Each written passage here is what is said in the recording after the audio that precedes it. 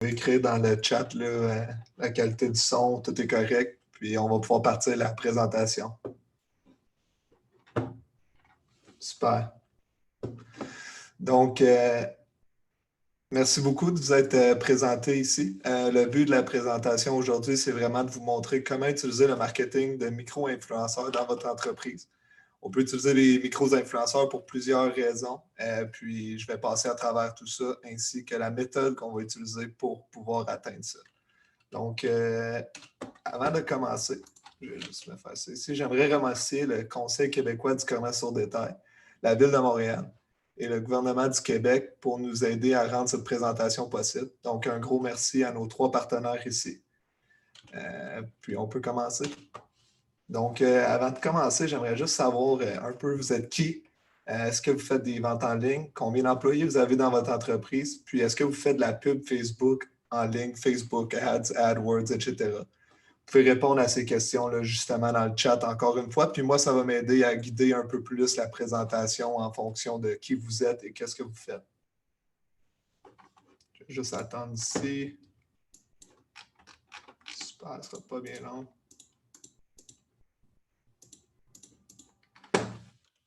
Donc, je déduis qu'on a plusieurs petites entreprises qui font de la pub Facebook, de la vente en ligne aussi.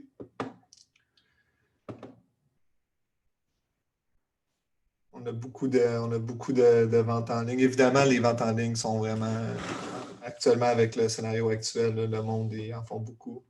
On fait de la vente en ligne par les réseaux sociaux, vente en ligne. Super, fait qu'on a Isabelle qui est une consultante. Super. Donc, on a des entreprises de toute taille. Super, je suis content de voir ça. Donc, dans le fond, là, la présentation va vraiment s'appliquer à tout le monde. Tout le monde va pouvoir aller en chercher quelque chose. Mais essentiellement, là, le but, c'est vraiment de vous montrer comment créer une campagne de base, puis après ça, comment on fait cette campagne-là, puis après ça, comment on amène cette campagne-là à un autre niveau. Donc, si je clique ici, ça sera pas bien long, je vais juste bouger ça. Comme je vous dis, là, le but du webinaire, c'est vraiment de vous aider à créer votre première campagne d'influenceur en moins d'1 heure de votre temps. C'est ça la promesse, essentiellement. Moi, mon but, c'est que quand vous sortez d'ici, vous ayez tous les outils nécessaires pour vous permettre d'aller chercher quelques micro-influenceurs pour monter une campagne pour votre commerce en ligne, puis du moins tester, est-ce que ça fonctionne pour moi? Est-ce que ça peut être un canal de vente viable?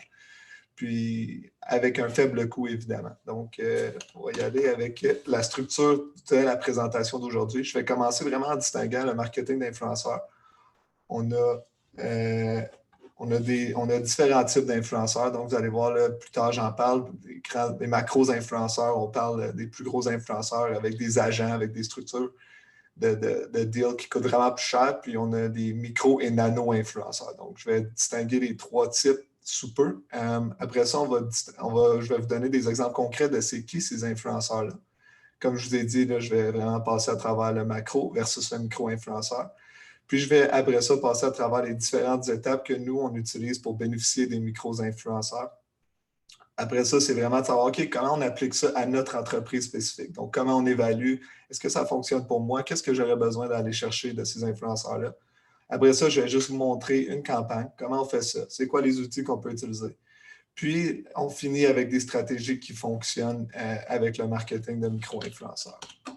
Donc, qu'est-ce que le marketing d'influenceurs? On le distingue vraiment ici là, de 3 façons. La créativité. Donc, moi, j'aime voir le marketing de micro-influenceurs comme avoir une armée de consultants créatifs à votre disposition pour vous aider à créer du contenu, amasser des données sur votre marché, puis générer des ventes essentiellement. C'est vraiment au niveau de ça qu'on va parler plus de la distribution. Donc, distribution, on peut parler comme d'un média classique. On achète des Facebook Ads, par exemple, on paye pour des impressions pour être vu par des gens. Le marketing d'influenceur tombe dans cette même catégorie-là, dans le sens que l'influenceur à qui on donne notre produit, qui prend des photos, va mettre les photos sur son feed, Instagram, TikTok, YouTube, peu importe, puis va nous amener justement de la visibilité de son audience. La confiance.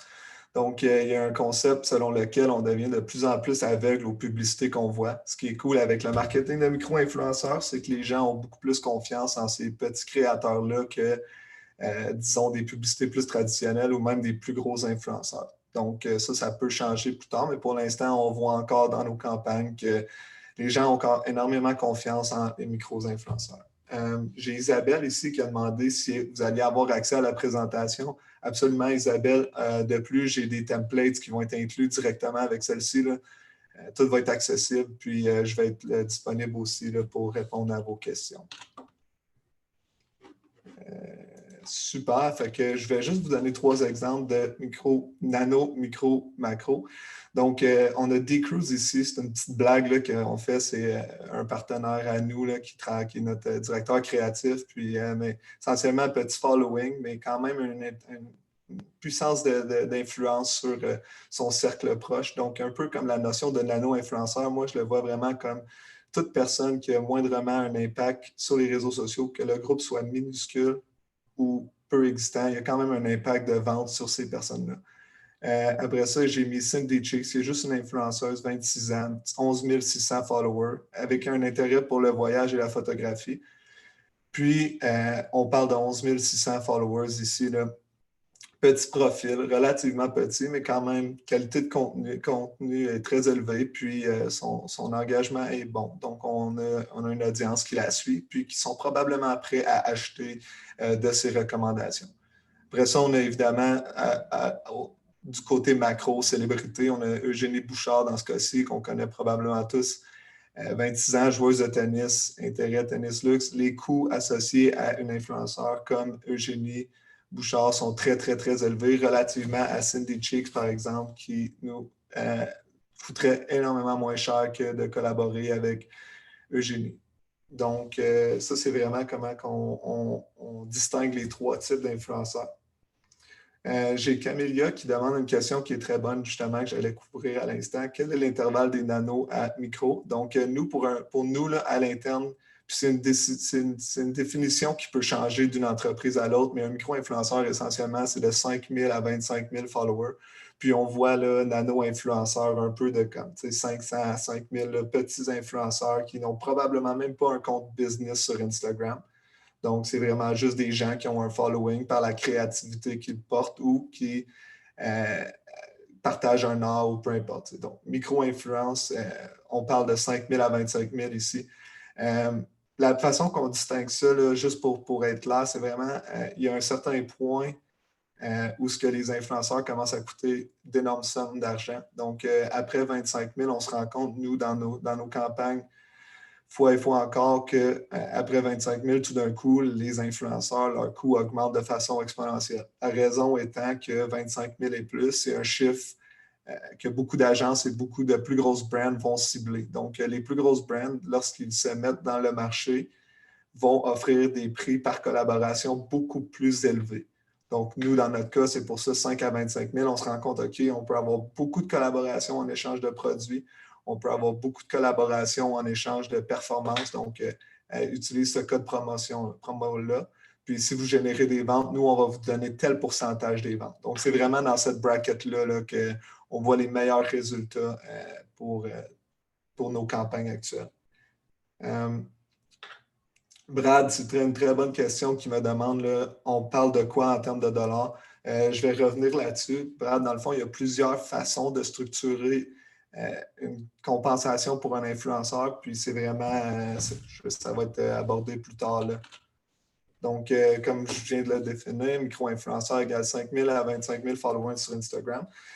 Juste faire une petite parenthèse, si on était pour travailler sur TikTok, cette définition-là change grandement, juste par le fait que le monde sur TikTok se ramasse à avoir plus de followers.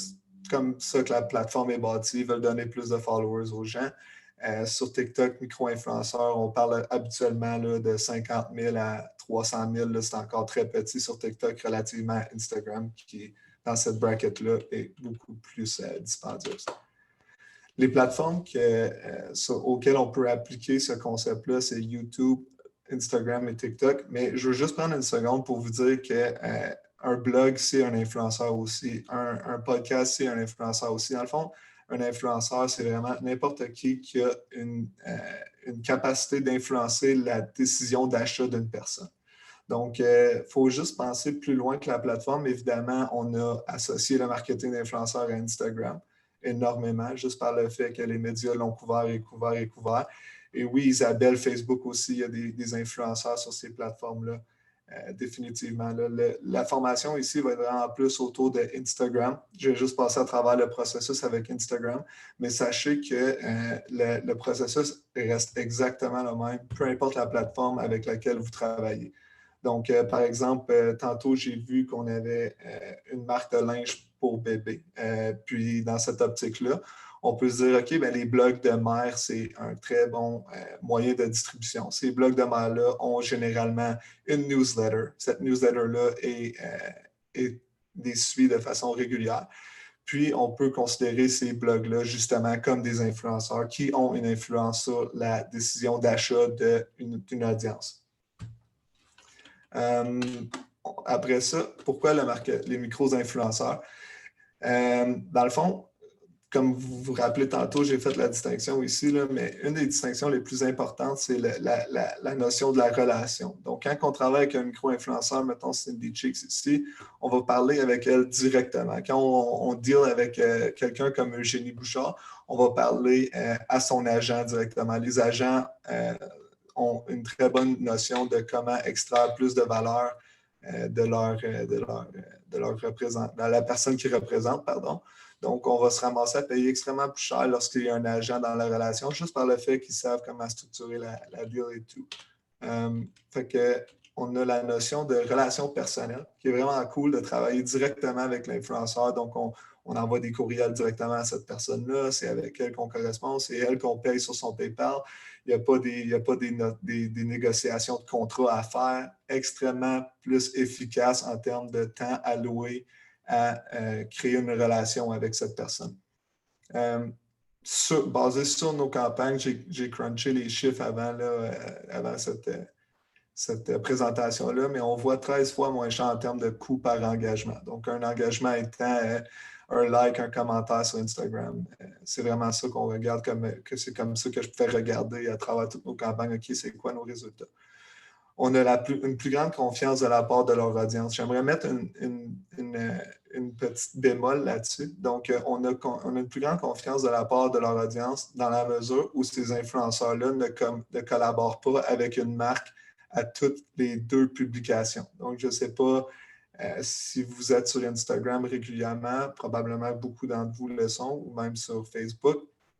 On voit qu'il y a des influenceurs qui vont collaborer avec une marque à toutes les publications qu'ils font.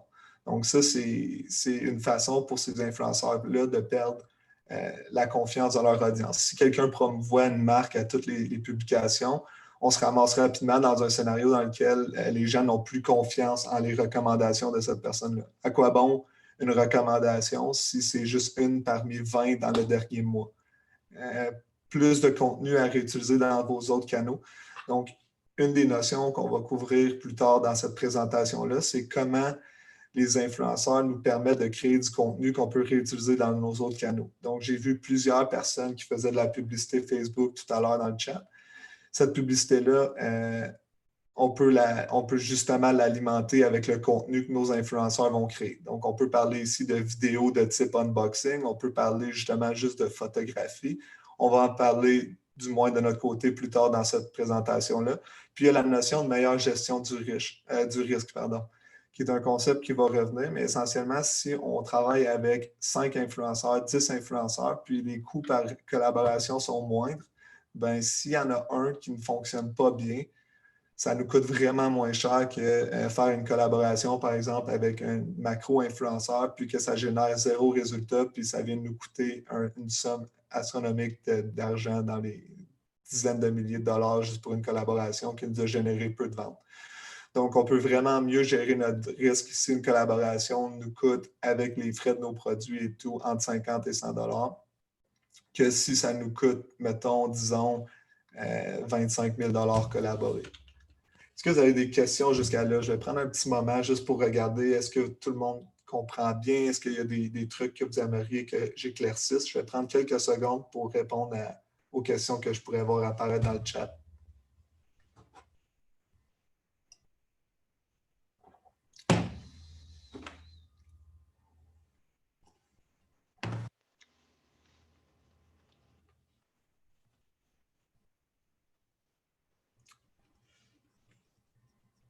Super, merci Marie.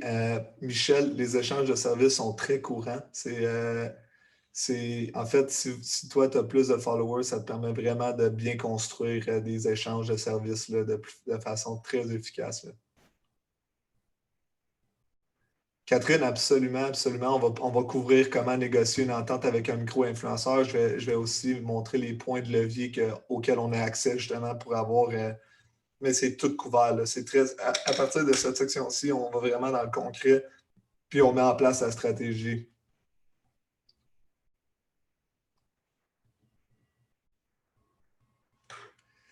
Éric Beaulieu, le cycle de vie d'une campagne en général, très bonne question. Essentiellement, de la façon que nous, on le conçoit, c'est on travaille avec plusieurs influenceurs sur une campagne donnée, mettons, pour un événement spécifique dans le temps, pour le lancement de X, Y ou Z, par exemple, dans votre entreprise. Puis, les influenceurs avec lesquels on a des bons résultats, on va recollaborer avec eux, on va les embarquer, ce que nous, on appelle des ambassadeurs. Un ambassadeur étant quelqu'un avec qui on va travailler d'une façon récurrente avec eux. Je vais parler de ça plus tard. Joanne, la façon d'évaluer le retour sur investissement, c'est la dernière que je vais prendre. Après, je vais continuer à avancer. Dans le fond, on évalue le retour sur investissement en donnant un code promo à l'influenceur, puis on voit les ventes associées à cet influenceur-là, soit dans notre Shopify, ce qui est probablement la technologie que beaucoup de gens utilisent ici, ou dans notre Stripe ou même dans notre WooCommerce. La méthode reste la même. Donc, les ventes qui ont utilisé tel code promo sont associées à tel influenceur. Donc, par exemple, si on retourne à les trois exemples d'influenceurs que j'avais mis tantôt. Si on donne un code promo, mettons, à D-Cruz ou Cindy Cheeks, ben, on va leur donner un code qui va être D-Cruz 15 pour 15%, par exemple. Puis, dans cette optique-là, ben, on va savoir, OK, ben, D-Cruz nous a généré 8 ventes avec tel code promo. Donc, on va pouvoir après ça dire, OK, combien ça nous a coûté travailler avec D-Cruz? Puis, dans le fond, combien ça nous a rapporté? Joanne, si on n'a pas d'e-commerce, le marketing d'influenceurs s'applique bien. La difficulté, par contre, ça va être vraiment d'amener les influenceurs justement dans votre commerce parce que je déduis que vous avez un commerce physique ou peu importe. Puis, dans cette optique-là, il faut amener les influenceurs en magasin. Puis, il faut vraiment cibler des influenceurs locaux par cette logique-là. Super. Je vais répondre aux autres questions plus tard en passant. Là, si vous avez des questions là, auxquelles je n'ai pas répondu, n'hésitez pas à les ajouter dans le volet Q&A, là, juste en bas. Vous allez voir, là, je vois qu'il y en a déjà 7. Ajoutez-les là, votez les questions qui vous semblent pertinentes. Puis après, on a une session en questions à la fin de la présentation à travers laquelle je vais pouvoir répondre à toutes vos questions. Fait que, dans le fond, là, je vais couvrir les différentes façons de travailler avec les micro-influenceurs. Donc, éloignons-nous un peu du risque de comme, OK, qu'est-ce qu'un influenceur, mais pensons vraiment à qu'est-ce qu'on peut retirer en travaillant avec des influenceurs. Bien, il y a la notion de création de contenu réutilisable. Donc, j'en ai parlé tantôt, on l'utilise dans nos pubs Facebook, on peut l'utiliser dans nos newsletters, on peut même l'utiliser dans une notion de contenu éducatif, par exemple. Je vous donne un exemple. On travaille avec un client qui s'appelle PhoneLoops. Ce client-là, lui, avait besoin de créer des vidéos éducatives pour montrer comment installer un PhoneLoops. Ben, on a pris des influenceurs, on les a fait créer du contenu vidéo pour avoir après ça une base de contenu éducatif sur comment installer un PhoneLoops. Un PhoneLoops, c'est juste essentiellement juste une petite strap de cellulaire juste ici. Puis, on a utilisé ces vidéos-là après ça pour éduquer à travers nos réseaux sociaux, à travers nos pubs et à travers notre newsletter. Donc, la notion de contenu réutilisable, c'est plus de se demander quel genre de contenu en ce moment ai-je besoin dans mon entreprise. Donc, pour une entreprise, mettons, de fashion, ça peut être on veut du contenu pour notre nouvelle collection. Bien, le marketing de micro-influenceurs peut nous permettre d'avoir accès à du nouveau contenu de cette façon-là. Vous voyez juste ici, on peut demander à plusieurs influenceurs de créer du contenu si c'est une autre marque avec laquelle on travaille. Donc, on veut du contenu justement montrant de l'avant notre boîte de thé. On demande à des influenceurs de créer ces morceaux de contenu-là. Puis après ça, nous, on peut réutiliser ce contenu-là soit dans nos publicités Facebook, soit dans notre feed Instagram, comme vous voyez, soit dans notre email marketing. Puis, on a ça justement de façon générée par des utilisateurs. Donc, Juste pour reculer un petit peu en termes de contenu qui convertit en pub Facebook, je ne sais pas si vous roulez énormément de pub Facebook, mais essentiellement, on sait de notre côté que comme le user-generated content, contenu généré par des utilisateurs, ou même le influencer-generated content, contenu généré par des influenceurs, convertit nettement plus que le contenu que nous, on essaie de créer en studio ou de façon professionnelle. Donc, c'est vraiment quelque chose qu'on peut utiliser pour avoir plusieurs différentes publicités à tester. Donc, je vous laisse imaginer, on peut se ramasser avec 10 influenceurs qui vont créer 2 morceaux de contenu chaque. On a 20 morceaux de contenu tout d'un coup à tester dans nos différentes campagnes publicitaires. Augmentation des ventes, je sais que c'est une thématique qu'on veut couvrir tout le monde ici. Donc, on peut donner, comme je vous ai dit tout à l'heure, utiliser un code promo pour un rabais de 10 %, créer ce code promo-là spécifiquement pour l'influenceur pour qu'on puisse justement tracer les ventes. Comme vous voyez ici, là, utiliser mon code A Book and a Cup. On se ramasse, OK, bien, on va pouvoir savoir, OK, mais c'est quoi nos ventes associées à tel influenceur pour cette période donnée-là. Donc, après, on peut savoir, OK, ça nous a coûté combien, donner du produit, est-ce qu'on a payé pour la collaboration, puis on peut savoir après, est-ce que ça nous a rapporté. J'ai Joanne qui pose encore une très bonne question. Les droits d'auteur sont-ils automatiquement accordés à la marque si on fait affaire avec des influenceurs? Non, c'est le genre de truc qui, justement, il faut demander à l'influenceur si on peut utiliser son contenu à des fins publicitaires. Donc, c'est quelque chose qu'on doit inclure dans nos ententes. Je veux dire, ça va de soi qu'on veut avoir accès à ce contenu-là. Des fois, il y a des influenceurs qui vont être moins d'accord. C'est juste de structurer la deal. Plus tard, je vais passer à travers la notion de négociation. C'est quoi les points sur lesquels on doit discuter, puis on va pouvoir parler de ça.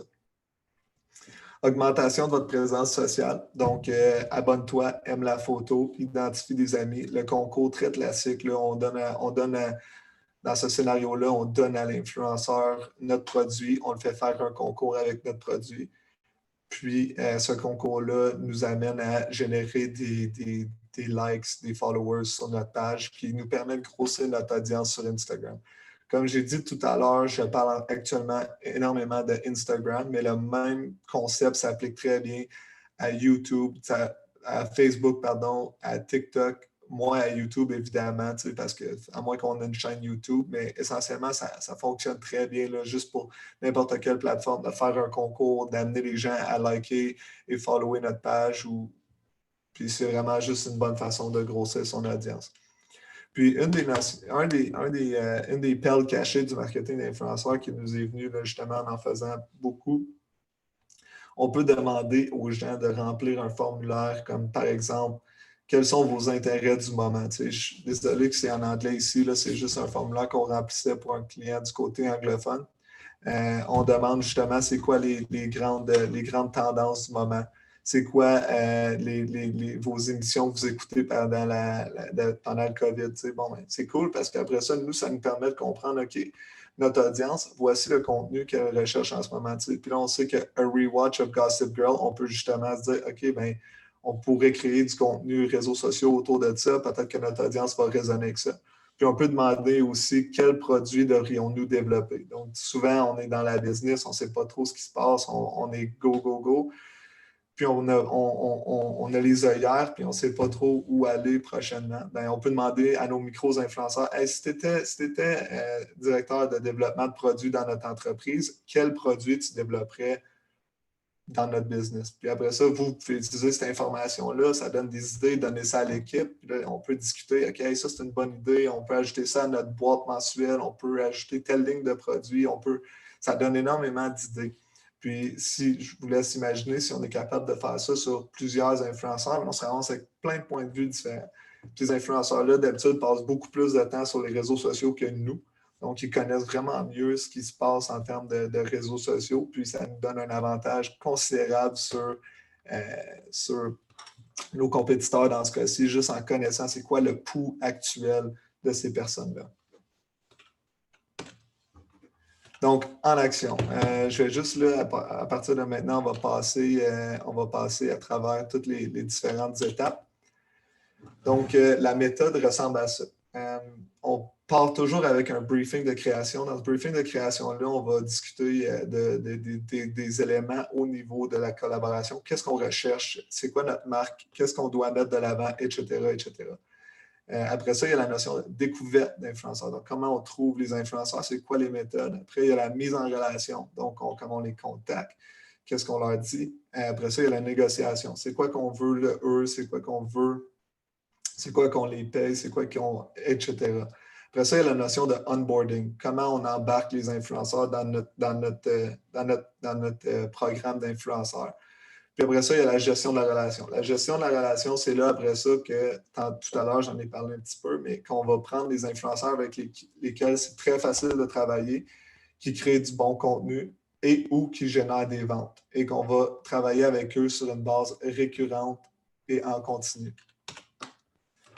Donc, le briefing de création, comme je l'ai mentionné, là, c'est quoi les points de vente de l'entreprise? Est-ce que je vais en parler plus en détail tantôt? C'est quoi le format? Est-ce qu'on veut un carrousel sur Instagram? Est-ce qu'on veut une vidéo? Est-ce qu'on veut un story? Etc., etc. Donner des exemples. Trouver des exemples. Je vais passer tout à l'heure à travers des outils qui vont vous permettre de trouver des bons exemples de contenu à créer pour vos campagnes. Les autres instructions qui peuvent être pertinentes. Par exemple, j'aimerais voir si vous êtes une marque de shampoing pour chien, j'aimerais voir la face de votre chien avec le produit qui fait face à la caméra, par exemple. Puis, mention publicitaire. Assurez-vous que vos influenceurs, si c'est une collaboration dans laquelle ils ont eu un gain monétaire, que ce soit du produit gratuit ou peu importe, ou de l'argent, ou qui ont une compensation basée sur leur vente, il faut qu'ils mentionnent que c'est publicitaire, c'est très important. Je veux dire, c'est juste, j'ai jamais vu quelqu'un se faire punir pour ça, mais j'ai lu plusieurs articles de gens, justement, qui n'avaient pas mentionné que c'était publicitaire, puis c'est contre la FTC, bref, l'équivalent canadien aussi. Donc, faites juste vous assurer que vos influenceurs mentionnent que c'est une publicité très importante. Ça se fait bien, on fait juste donner à l'influenceur le guide et c'est tout. Océane me demande, j'aime bien la question, fait que je vais la répondre tout de suite. Est-ce qu'on peut avoir des demandes très spécifiques aux influenceurs lorsque c'est seulement un échange de produits? Ce qui m'amène tout de suite à... Dans le fond, Océane, excuse-moi, je vais y répondre tout de suite après ça. Il y a vraiment, oui, ça se fait, mais il faut bien négocier et jouer nos cartes. Donc, on a la découverte d'influenceurs. Je vais couvrir la découverte, puis je reviens tout de suite à ton point, Océane, après, là. On a la découverte d'influenceurs. Donc, comment on trouve des influenceurs? Écoutez, utiliser les hashtags sur Instagram, ça fonctionne très bien. Là. On peut aller directement sur Instagram. On cherche les hashtags. Par exemple, on donne l'exemple encore là, on a une marque de shampoing pour chien ou une marque de linge pour enfants, peu importe. On va chercher, mettons, si on a une marque de linge pour enfants, on peut aller sur le hashtag MomLife, qui est un hashtag qui est utilisé énormément par des mères qui sont notre audience cible. Après ça, quand on trouve des profils qu'on aime, on peut utiliser la fonctionnalité de profils similaires. Je vais vous le montrer en lifetime tantôt, mais c'est essentiellement Instagram qui nous donne tous les profils qui sont semblables aux profils sur lesquels on est actuellement. Donc, cette fonction-là nous permet de trouver des profils de très haute qualité de façon très efficace et très rapide. Utilisez les emplacements hip de votre ville. Ça, c'est vraiment juste, OK, c'est quoi les cafés auxquels notre audience cible va aller passer du temps ou c'est où que les gens se taguent. Donc, cette notion de géolocalisation-là nous permet de rouler des campagnes beaucoup plus locales. Donc, récapitulatif, on prend des endroits qui ont beaucoup d'attractions, par exemple à Montréal. Après ça, on va sur Instagram, on cherche ces endroits-là de façon très spécifique. Puis après ça, on va regarder les gens qui se sont tagués sur ces endroits-là pour voir s'il y a des gens qui sont dans notre profil type de micro-influenceur. Une autre façon je peux juste vous montrer, dans le fond, ce ne sera pas bien long. Là. Une autre façon, là, je vais juste vous montrer parce que sinon, ça n'aura pas de sens ce que je dis là. Je vais juste ouvrir ça ici. Puis là, dans le fond, utiliser les modificateurs de recherche pour trouver des influenceurs avec Google. Laissez-moi juste vous montrer ce que je veux dire par là. On peut aller dans Google, écrire ça comme ça ici, site.instagram.com. Puis on peut écrire après ça, mettons, yoga comme ça, entre guillemets. Puis dans le fond, ça va dire, on veut juste trouver dans Google toutes les pages avec lesquelles, sur Instagram, qui ont le mot yoga. Donc, Google est une façon très puissante de trouver des influenceurs. Désolé pour mes 50 extensions Chrome. Mais essentiellement, comme vous voyez, on a plein de profils de yoga super pertinents. On a même un nombre de followers direct ici, clairement trop gros comme profil. Mais on peut continuer à aller sur la deuxième page, troisième page. Puis on va se rendre compte qu'il y a des plus petites pages tout d'un coup. Puis on peut juste passer à travers, regarder s'il y a des influenceurs qui sont dans notre personnotype. Puis c'est une façon très, très, très, très, très efficace de trouver des influenceurs. Brad, dans le fond, quand je parle de hashtag, je veux juste clarifier ça. Je veux juste dire comme ici, mettons, on va sur instagram.com, ce sera pas long. Juste donner un exemple de ce que je veux dire par l'utilisation des hashtags. Dans le fond, je parle vraiment pas pour augmenter vos posts sociaux, mais bien pour trouver des influenceurs. Donc, si on voit ici, j'écris le hashtag MomLife dans la barre de recherche en haut ici. Vous voyez qu'on se ramasse avec plein de profils potentiels. Puis là, on peut visiter les profils, voir est-ce qu'ils sont alignés avec ce qu'on cherche. Puis on peut juste passer à travers tous les profils. Quand on trouve des profils pertinents, on peut après ça les contacter soit par DM, soit email, qui est la prochaine étape.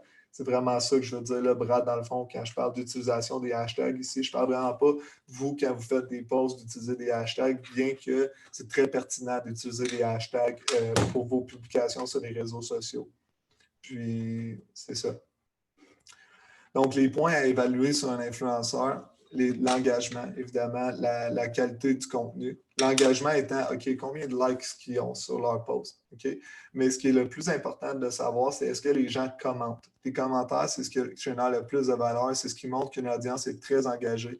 Là, vous allez probablement me demander un chiffre. Nous, on regarde vraiment, on veut un micro-influenceur qui, sur ses publications, génère 50 likes, 50 commentaires et plus. C'est ça qu'on cherche habituellement, mais soyez à l'aise d'aller en bas de ça, puis regardez la qualité des commentaires, à quel point les gens engagent avec le contenu de l'influenceur. Faites un jugement qualitatif. Est-ce que les commentaires sont authentiques, légitimes et démontrent que la personne est engagée envers cette personne-là sur Instagram? Si la réponse est oui, ça vaut la peine de travailler avec eux.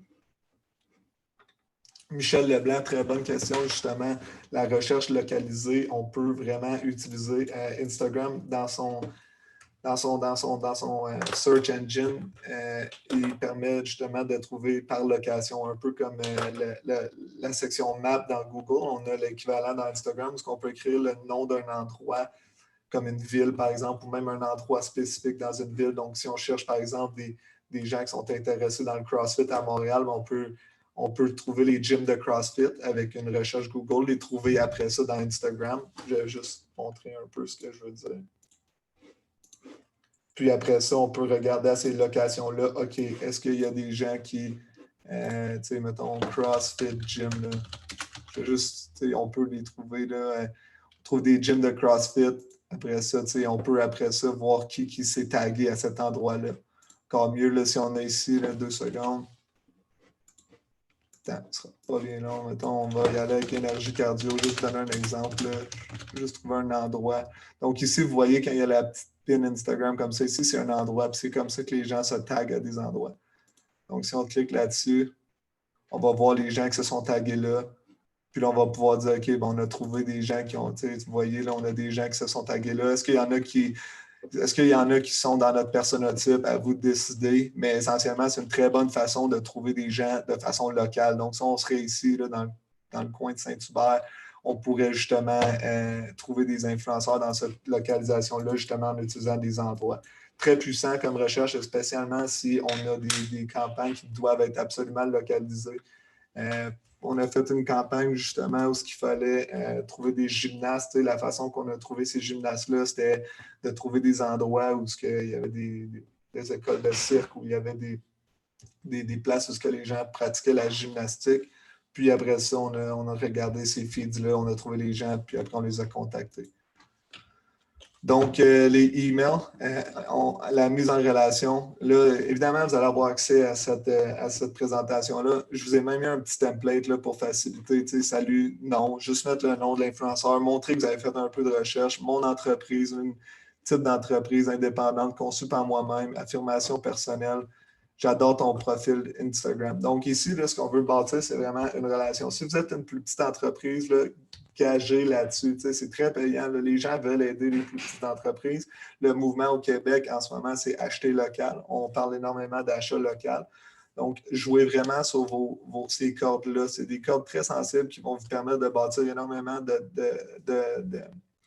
connexion avec l'influenceur.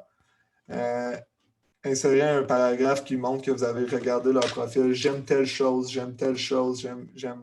Juste montrer que c'est personnalisé. Ces gens-là reçoivent beaucoup d'emails templates. Personnalisez votre email le plus possible. Montrez que vous avez regardé le profil, mentionnez une photo qu'ils ont mis et que vous aimez, etc., etc. J'aimerais travailler avec toi sur un post Instagram afin de promouvoir ma petite entreprise en échange d'un produit gratuit de ton choix. Essentiellement, on revient à tantôt, c'est quoi le prix pour une collaboration? Puis après ça, on embarque ça. C'est une très bonne question, Suzy. On utilise le tutoiement absolument de notre côté. Je veux dire, on parle avec une audience beaucoup plus jeune ici. Si notre audience est... Évidemment, c'est en fonction de qui est notre audience. Là, je veux dire, je ne vois pas, la pertinence mettons, vous voyez quelqu'un de 23 ans qui est sur Instagram. Je pense que si, par exemple, on voulait viser une audience plus vieille, bien, le vouvoiement pourrait s'avérer plus efficace ou plus respectueux, du moins, puis ça pourrait être inclus. Il y a de plus en plus d'influenceurs qui est écrit quand tu veux écrire dans leur DM qui ne reçoivent pas de DM. Absolument, Nathalie, c'est un très bon point. Justement, pourquoi on y va avec la notion de email. Je favorise énormément le email dans ma pratique de tous les jours.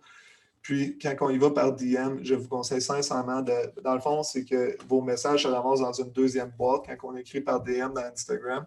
C'est pour ça qu'on commence avec le ticker ici, le collab avec un cœur, juste pour du moins cette portion-là est vue par l'influenceur, donc ils peuvent potentiellement cliquer dessus. Comme je vous dis, je favorise grandement les emails, juste par le fait que les gens répondent pas mal plus aux emails. Puis un des trucs qui est à noter, Nathalie, c'est que vraiment, les influenceurs, là, les plus petits influenceurs, généralement, vont répondre à les DM si on commence avec ça. On a quand même un bon taux de succès par DM aussi. Il ne faut pas mettre ça de côté. C'est juste que moi, je préfère les emails, mais il y a des influenceurs qui n'ont pas d'email accessible sur leur profil. Puis on se ramasse à devoir leur écrire par DM si on aime leur contenu. Même truc, vous avez accès à ce template-là aussi. Isabelle, c'est quoi DM? Bonne question, je veux dire absolument. C'est un DM, c'est un direct message sur Instagram. C'est un peu comme l'équivalent de Messenger sur Facebook qui te permet, dans le fond, de chatter sur Instagram. Donc, même chose que Messenger, mais pour Instagram. Puis, c'est directement dans Instagram. Là. Ça permet justement de communiquer un peu comme un chat. C'est essentiellement ça. Dans la négociation, soyez accrochant, mettez de l'avant ce qui vous distingue, petite entreprise, vegan, cruelty-free, peu importe c'est quoi qui vous distingue, local, peu importe c'est quoi, mettez-les de l'avant. Si vous trouvez les bons influenceurs, puis vous mettez d'avant les bons points, bien, vous allez vous ramasser avec une approche qui va rayonner avec ces influenceurs-là. Là. Donc, par exemple, je veux dire, si on trouve une entreprise, si on trouve un influenceur vegan, puis on lui dit, hey, tu sais, notre produit est vegan et cruelty-free et on donne X, Y, Z, genre pour soutenir la planète, peu importe c'est quoi votre point distinctif, bien, je vous garantis que cette personne-là va être 100 fois plus enthousiaste à promouvoir votre entreprise qui résonne avec ses valeurs. Fait que soyez accrochants. Cette portion-là, ça a l'air de haut niveau, mais c'est la partie la plus importante de notre campagne, la négociation, plusieurs raisons. Ça va dicter combien vous payez pour une collaboration. Donc, est-ce que l'influenceur va travailler juste en échange de produits plus une commission sur chaque produit vendu? Est-ce que l'influenceur va mettre son cœur dans la collaboration? On ne veut pas juste une collaboration super sec où il n'y a pas de personnalisation, c'est juste transactionnel, ABC, merci, bonsoir. On veut des gens qui care, qui ont énormément d'attachement envers notre brand, puis qu'on puisse bâtir ça justement dans plusieurs collaborations futures. Limitez vos coûts par la structure tu dis exactement le point là. Limitez vos coûts par la structure d'incitatif. Offrez à vos influenceurs une structure de paiement basée sur les ventes qu'ils ou elles génèrent. Donc, marketing d'affiliation à son état pur. On dit aux influenceurs, hey, si pour chaque produit que tu nous vends, nous, on donne habituellement 10 et 15 là, de commission, plus le produit gratuitement, sans coût de collaboration à ce niveau-là. Donc, on dit, hey, chaque vente que tu vas nous générer, on va te donner un 10 de toutes les ventes que tu génères. Donc, s'ils génèrent 500 de vente, on leur donne 50 plus le produit qu'ils ont eu gratuitement.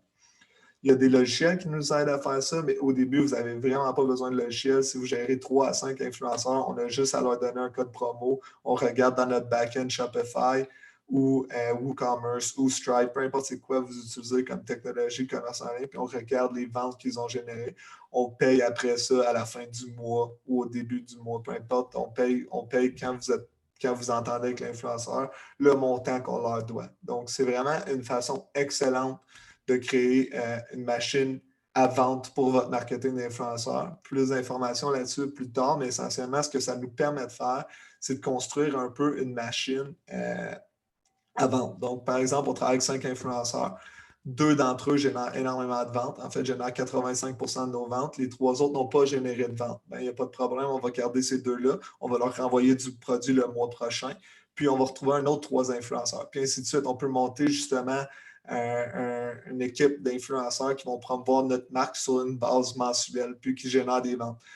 Ce qui est bonifiant de ça, c'est que la personne qui va promouvoir notre marque plusieurs fois, tout d'un coup, son audience va gagner plus de confiance en notre marque. Donc, juste le fait d'être exposé 3 fois par la même personne à la même marque, ça fait que les gens ont juste plus confiance. OK, c'est vraiment une marque que cet influenceur-là endosse. C'est vraiment une marque pour laquelle il y a d'intérêt. Donc, ça nous permet de bâtir cette relation-là. Denis me demande, est-ce que tu donnes le même pourcentage aux différents types d'influenceurs? C'est une excellente question. Ça dépend, Denis, c'est vraiment une question de structure. Donc, tu sais, je veux dire, pour un influenceur, il peut nous dire, je veux 50 pour ma publication, je vais faire un post, un story. Puis nous, on dit, ben, on va t'offrir 10 puis du produit gratuitement. Puis après, il nous dit, ben, non, moi, je veux 25 d'abord 10. On peut dire, OK, c'est beau. On peut dire, OK, non, je t'offre 15 puis 0 tu sais, on peut jouer avec la négociation comme ça. Ça reste une transaction de business. Tu sais, on négocie pour avoir une transaction qui a du sens pour nous. Puis après ça, on s'arrange avec ça. Si vous avez des questions là, concernant la négociation, n'hésitez pas. C'est une portion qui est très, très, très importante. C'est souvent là qu'on fiche dans le marketing d'influenceurs comment on négocie ça, c'est quoi qu'on devrait payer. Mais une règle générale, c'est que vous pouvez avoir des collaborations en échange de produits avec une structure d'affiliation, comme Suzy a mentionné tout à l'heure. Ça se fait très bien. On le fait de façon constante avec plusieurs influenceurs. Si votre produit résonne énormément avec les influenceurs, ça va être encore plus facile. Mais c'est vraiment, vraiment ici que ça se joue. C'est là qu'on détermine, OK, est-ce que l'influenceur va créer une relation avec nous à long terme, oui ou non? Je vais prendre un petit 2 secondes, boire une gorgée.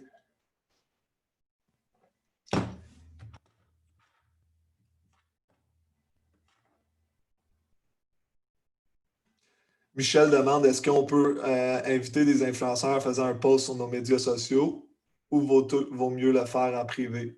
Les deux se valent. Ce qui est cool de le faire sur les réseaux sociaux, justement, c'est qu'on peut se ramasser avec des influenceurs qui sont déjà nos clients, ce qui est très, très, très puissant comme méthode, dans le sens qu'ils ont déjà acheté de nous, donc ils croient grandement à la marque. Moi, je conseille d'y aller des deux façons si ça te convient. Je veux dire, après ça, on peut publier, hey, on a un programme d'ambassadeurs, abonnez-vous ici sur nos réseaux sociaux, on regarde qui s'abonne. Après ça, on envoie des messages à des influenceurs qu'on se dit, hey, ces influenceurs-là seraient excellents pour notre campagne. Puis on se ramasse avec 5-10 influenceurs parmi lesquels choisir. Puis là, on a plus de choix. Plus de choix veut dire qu'on a un plus grand pouvoir de négociation. Puis après ça, on fait une décision par rapport à nos produits puis où est-ce qu'on veut aller avec ça. Super. Si vous avez d'autres questions par rapport à la négociation, n'hésitez surtout pas. Je vais revenir à ce point-là. C'est important. C'est là que ça se joue, comme je vous dis. On embarque maintenant dans la notion de onboarding. Ce que je veux dire par onboarding, c'est le concept d'embarquer un influenceur dans notre programme d'influenceurs. Donc, quelles sont les informations nécessaires qu'on a besoin? Okay? L'adresse, le nom. Puis après ça, on peut avoir des informations pertinentes à la relation. Donc, on peut demander la date de fête, nom de leur enfant, nom de leur chien, etc., etc. Tout ça dans le but de justement pouvoir personnaliser nos messages si on en vient à bâtir une relation à long terme.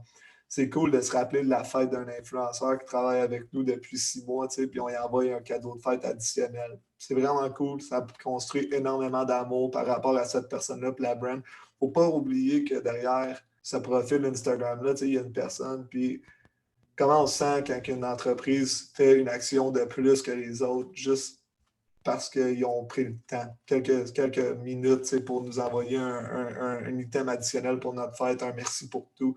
Ça vaut cher, puis cette relation-là va nous aider à créer justement des gens qui sont hyper usagers de notre marque, qui vont partager ça avec l'amour, de la passion, puis c'est juste, ça vaut la peine de demander ces petites questions-là de plus quand on embarque un influenceur.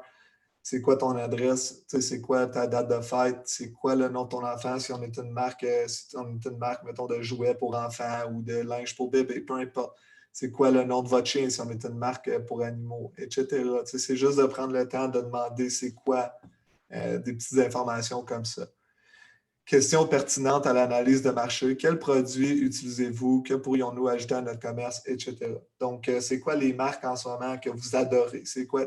On le demande juste là pour savoir, OK, c'est avec qui on travaille? C'est qui l'autre bord? Est-ce qu'ils achètent, genre, est-ce que leur marque du moment, c'est comme une marque vegan, puis on se ramasse, OK, ben on connaît justement c'est quoi les intérêts de ces marques-là. Plusieurs choses qui peuvent sortir de ça. On peut faire une collaboration avec les marques qui sont mentionnées. Après ça, on peut regarder c'est quoi les points de vente de la marque qui est mentionnée. Après ça, on peut peut-être potentiellement modeler notre offre à cette analyse de marché-là. Si on voit qu'il y a une tendance, mettons qu'on demande à 5-10 influenceurs, puis on commence à voir qu'il y en a 3 qui nous ont répondu ça, OK, on devrait peut-être penser à ça. Utilisez les bons outils. Ça va vous sauver énormément de temps. Logiciel de formulaire, juste pour que l'influenceur remplit un formulaire. Le formulaire est rempli. Après ça, une fois que le formulaire est rempli, ça va dans un Google Sheet. Puis après ça, on gère les données de nos influenceurs directement dans ce spreadsheet-là. Inquiétez-vous pas, je vais vous montrer un exemple live là, tout à l'heure de quoi a l'air le spreadsheet. Puis si vous voulez juste jouer avec le marketing d'influenceur, vous n'avez pas besoin de logiciel pour commencer. Je répète encore ça parce que vous pouvez juste envoyer un email, c'est quoi votre adresse, c'est quoi ci, c'est quoi ça, puis prendre les réponses à la mitaine. Puis si on a 3 influenceurs, il n'y a pas besoin d'avoir une organisation hors de ce monde pour s'assurer que tout roule de façon efficace. Gestion de la relation. Comment évaluer nos influenceurs? Donc, par expérience, on évalue nos influenceurs par la qualité du contenu. La facilité de communication, c'est tellement important. Là. Vous allez vous rendre compte qu'il y a des gens qui vont vous répondre 4-5 jours après ou qui sont juste pas là. Puis c'est correct, je veux dire, il y a des gens qui sont dans cette donne-là, mais il y a des gens qui vont être qui vont répondre hyper rapidement, qui vont être là, qui vont vous aider de façon proactive. Ces gens-là, on veut les garder. Même si leurs ventes sont moins hautes, peut-être, je vais juste donner un exemple, on veut quand même garder des gens qui ont une facilité de communication. Je vous garantis que si vous vous rendez à gérer 25, 100, 200 influenceurs en même temps, la facilité de communication, ça va donner votre point le plus pertinent à couvrir. Là. Ça devient tellement difficile sinon on disait, il faut publier pour telle date, c'est pas publié, puis là, il faut envoyer une dizaine d'emails, ça devient très difficile à gérer. Donc, facilité de communication, très, très, très important. Comme j'ai dit tout à l'heure, communiquer avec vos influenceurs de façon authentique, fêtes, enfants, animaux, des choses que les gens aiment, qui sont rapport à eux. Créer des collaborations à long terme avec vos influenceurs qui génèrent des ventes et un contenu de qualité, comme tout à l'heure. On a parlé de, OK, ben, on trie nos influenceurs, on a 5 influenceurs, il y en a 2 qui génèrent 85% de nos ventes, on garde ces 2-là, on crée une collaboration à long terme avec ces 2-là, puis on va aller en recruter un autre 3 à 5 autres. Après ça, dans ces 3 à 5 autres-là, on en identifie un autre un autre 1 à 2 qui génère beaucoup de ventes, on les garde dans notre équipe. Puis lentement, mais sûrement, on bâtit notre équipe d'influenceurs qui, à tous les mois, à tous les 3 mois, peu importe, va créer du contenu sur leurs réseaux sociaux pour nous. Utilisez un spreadsheet pour gérer les données de vos influenceurs et leurs performances. Donc, vraiment, juste dans la notion de comme, OK, combien de ventes a généré tel influenceur?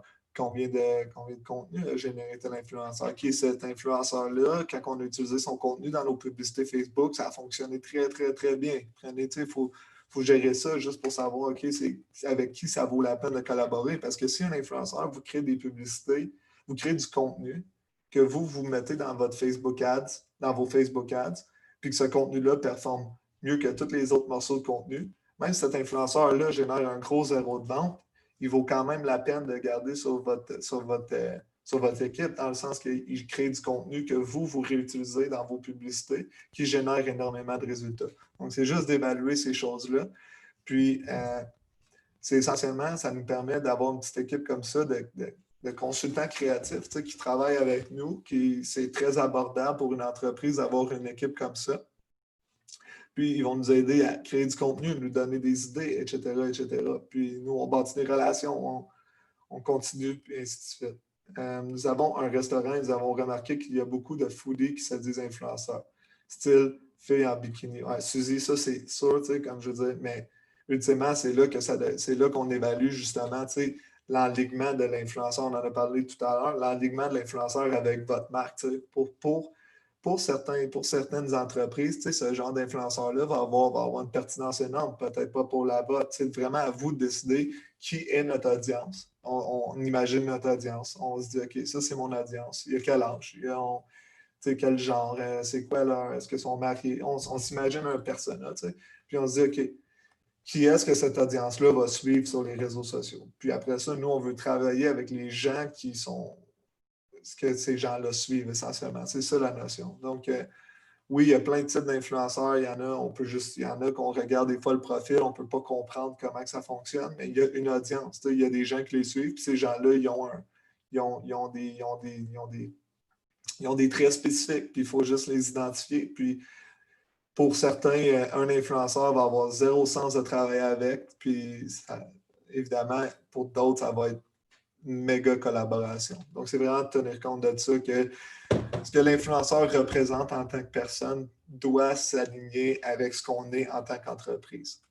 Très, très, très, très, très important. Sinon, leur audience, je veux dire, si leur audience n'a aucun intérêt pour notre service, on aura zéro retour de cette collaboration-là. À quoi ressemble une campagne réussie? Vente. Fait que générer des ventes avec un.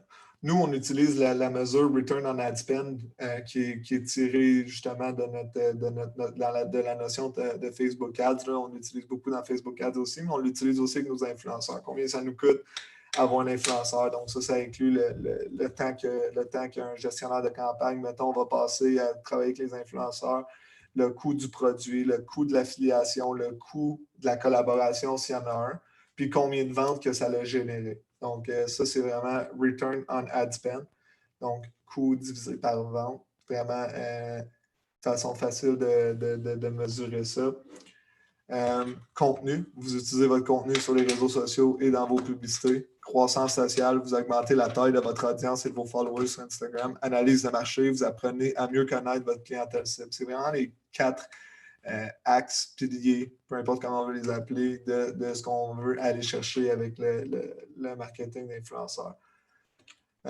J'ai Véronique qui demande comment les taxes fonctionnent avec un influenceur. C'est un service, donc oui, c'est un job à temps plein pour lui. Ça, Véronique, ça dépend vraiment. Si on travaille à travers le Québec, c'est vraiment à eux de. Est-ce qu'ils ont des numéros de taxes? Habituellement, mettons qu'on en vient à payer un influenceur pour une collaboration. Ben, s'ils ont un numéro de taxe, il faut alors faut qu'eux, ils chargent la taxe lorsqu'ils te font une facture. Essentiellement, il y a un échange de leur part à toi. Ils vont te facturer un montant spécifique pour une collaboration. Puis toi, après ça, tu leur donnes ça. Mais habituellement, les micro-influenceurs n'ont pas de numéro de taxe. Donc, il n'y a pas de taxe à payer de leur part là, à ce niveau-là. Donc, avant d'aller là-dedans, je veux vraiment vous montrer les outils après qui vont être liés à ça de façon concrète. Mais là, j'aimerais prendre vos questions. Quels sont les tarifs qui sont demandés par type d'influenceur? Marilyn, je ne suis pas certain de comprendre la question. Est-ce que tu parles par type d'influenceur comme yoga, mère, chien, étant genre 3 types d'influenceurs, ou tu parles plus comme nano, micro, macro, célébrité? En général, il faut offrir un rabais avec le code promo. Oui, absolument, absolument, Michel. Donc, en fait, on offre un rabais de 10-15 dépendamment. Tu sais, ça peut être même un montant fixe sur la première commande, peu importe. Puis, on offre aussi un pourcentage qui est à tenir compte justement dans votre calcul après du return on ad spend que j'ai discuté tout à l'heure. Donc, tu sais, on se ramasse avec un client, l'influenceur par défaut va générer une vente qui va avoir un rabais de 15 dessus. Puis, lui, il va prendre un 10 ou peu importe. On peut imaginer 20 à 25 de, rabais, de payout sur une collaboration. Donc, Marilyn a clarifié que c'était les tarifs pour les nano, micro, med et top. Donc, vraiment, Marilyn, très simple, nano, micro, habituellement, on s'en sort très bien pour de l'échange de produits plus un frais d'affiliation, donc un pourcentage des ventes données. Sinon, on va payer maximum 50 à 100 $ pour cette collaboration-là, mais habituellement, on s'en sort bien avec produits plus frais d'affiliation. Medium et top, je veux dire, là, ça commence, c'est une autre game complètement. Là, je veux dire, en haut de 100 000, les prix sont complètement déraisonnables. Entre 25 et 100 000, les prix sont acceptables. On va parler de 3 à 800 $ là, mais c'est quand même cher. Puis les résultats, on n'a pas les résultats qu'on attend là, dans cette bracket-là, vraiment moins que quand on travaille avec des influenceurs plus sur le micro. Fait que vraiment, dans cette optique-là, les tarifs, on espère payer justement produits plus affiliation pour des 5 à 25 000. Puis dans cette optique-là, après ça, on reste dans cette bracket-là. Puis évidemment, ça dépend de votre produit aussi. Je veux dire, si vous avez un produit qui a une grosse valeur, qui a un gros cost of good, coût de produit, ben, vous pouvez probablement aller chercher des influenceurs un peu plus gros juste en échange du produit. Ça dépend vraiment, mais de façon générale, moi, je vous parle de 5 à 25 000. On essaie de faire des échanges de produits plus une affiliation. Donc, briefing de création, découverte, mise en relation, négociation, onboarding, gestion de la relation. C'est vraiment les étapes à se rappeler. À partir de cette section-ci, j'ai un petit diamant ici, là, juste pour illustrer qu'il y a un template disponible. Donc, un gabarit en français. Je veux dire, je vous ai donné les outils justement pour que vous soyez capable de faire cette campagne-là de A à Z là, de votre côté sans que ça soit difficile. Je vous montre ce que je veux dire. Comment travailler avec des influenceurs, avec 3 influenceurs en moins d'1 heure de travail. Le but ici, c'est de simplifier le concept à juste après cet appel-ci, après ce webinaire-ci. Vous pouvez aller de votre côté, aller chercher des influenceurs en dedans de 1 heure. Vous êtes capable d'avoir 3 influenceurs prêts à travailler avec vous. Évidemment, il y a une période de négociation, puis ça risque d'aller à la semaine prochaine. Mais essentiellement, c'est ça le but. C'est juste que vous goûtiez à quoi ça ressemble du marketing influenceur. C'est vraiment pas compliqué. Puis la première portion, c'est vraiment juste de s'imaginer à quel point c'est facile de goûter à ce canal-là.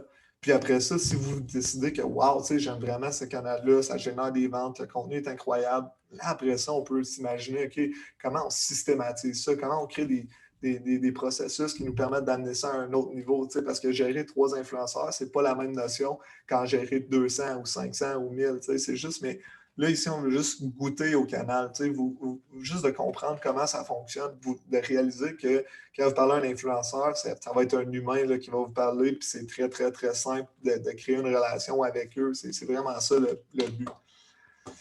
Fait que le briefing de contenu, je vais juste ouvrir ça ici. Oups. OK, c'est pas cliquable. Je vais juste ouvrir ça ici, ce sera pas bien long.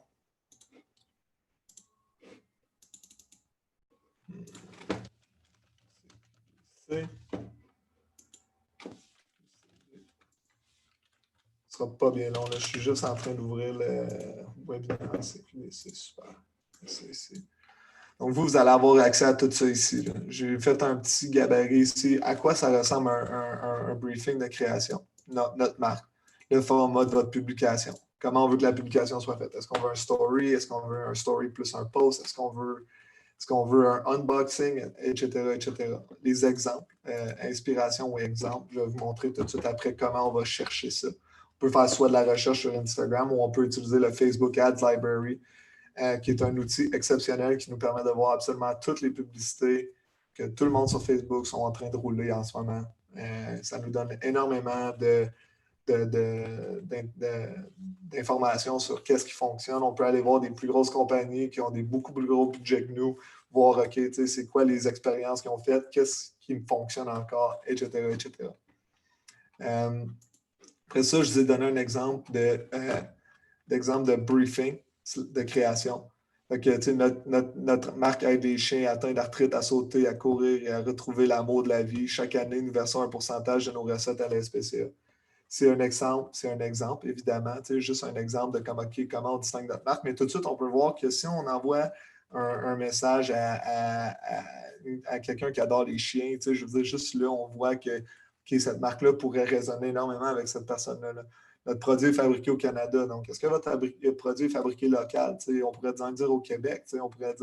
On sait que le local, en ce moment, c'est quelque chose sur lequel les gens jouent énormément. Donc, si on est capable de bâtir ce rapport-là avec les influenceurs, on va avoir accès à des meilleures collaborations en termes de taux, en termes d'authenticité. L'influenceur qui promouvoit un produit dans lequel il croit va vous générer plus de ventes que l'influenceur qui fait juste promouvoir un produit de façon méthodique avec un placement très, très classique. Là. Rien ne parle plus qu'un groupe de clients satisfaits. Vous pouvez consulter nos critiques ici. Donc, on les envoie vers les reviews. Hein. On a des bons reviews sur Facebook, on a des bons reviews sur Google, on les envoie là. Regardez nos reviews. Notre produit, il marche bien, il fonctionne bien. Amener l'influenceur à buy-in, c'est le terme qu'on utilise, dans notre produit, dans notre marque. Mais c'est ça qu'on veut faire ici. Là. Le format de votre publication. Très simple. Montrez un plan clair de votre chien et le produit face à l'avant. Nous devons voir votre chien, le produit et le nom de la marque. Donc, quand tu prends ta photo, assure-toi qu'on voit le nom de notre shampoing pour chien, assure-toi qu'on voit la face de ton chien, puis assure-toi qu'on voit les deux très bien. Je veux dire, puis là, juste un petit step back ici. Ne compliquez pas trop votre briefing de création. Je vous garantis que si vous ajoutez trop de trucs, on va se ramasser avec des gens qui font la moitié, puis ça devient difficile s'il y a trop de trucs à couvrir. Inspiration et exemple. Consultez ces publications pour vous inspirer. Donc, on leur donne des exemples. Voici un post, voici un deuxième post, voici un troisième post. Comment on trouve ces posts-là? Vous vous demandez probablement. On peut aller justement voir l'Instagram de nos compétiteurs ou d'industries parallèles ou de grosses compagnies qu'on sait qui gèrent très bien leurs réseaux sociaux. Puis on peut voir comment ils font ça, eux, le user-generated content. Petit détail, lorsque vous publiez le contenu sur Instagram, veuillez utiliser le hashtag I love pets. Un exemple, encore une fois, on peut utiliser le hashtag le nom de ma compagnie. Ajouter un des tags suivants. On a parlé tantôt, Sponsored Gift, juste mentionner que c'est publicitaire. Ils peuvent aussi le faire s'ils ont un business profile. Là, ils ont une façon de sponsorer le post directement dans Instagram. Partagez le code J'aime mon chien vient avec votre audience pour un 20% de rabais sur leur commande. Donc, essentiellement, c'est ça ton hashtag, c'est ça ton code promo. Utilise ça avec ton audience. Puis, c'est vraiment ça. Si vous avez des questions, vous pouvez me contacter à mon adresse électronique. Je suis propriétaire de Pet Happy. J'ai une petite entreprise qui se préoccupe de la santé de vos animaux de compagnie. Point. Donc, on a ça ici, vraiment simple comme brief de création. Ça permet vraiment de partager tout ça avec l'influenceur, puis de lui montrer, OK, hey, c'est ça qu'on veut. Puis là, après ça, avec les exemples, ça va donner hyper clair pour cette personne-là de pouvoir créer le contenu nécessaire. Donc, je vais passer à travers le Facebook Ads Library tout de suite. Je ne sais pas si vous connaissez cet outil-là, mais pour faire de la recherche de compétition, de la recherche de contenu, peu importe, c'est un outil exceptionnel. Je vous montre un peu comment ça fonctionne. Je vais prendre l'exemple de T-Surprise qui a été accompagné par le Centre québécois du commerce au détail. Juste pour vous montrer un peu. Ça ne sera pas bien long. Il faut que je l'ouvre sur un autre. Ça ne sera pas bien long.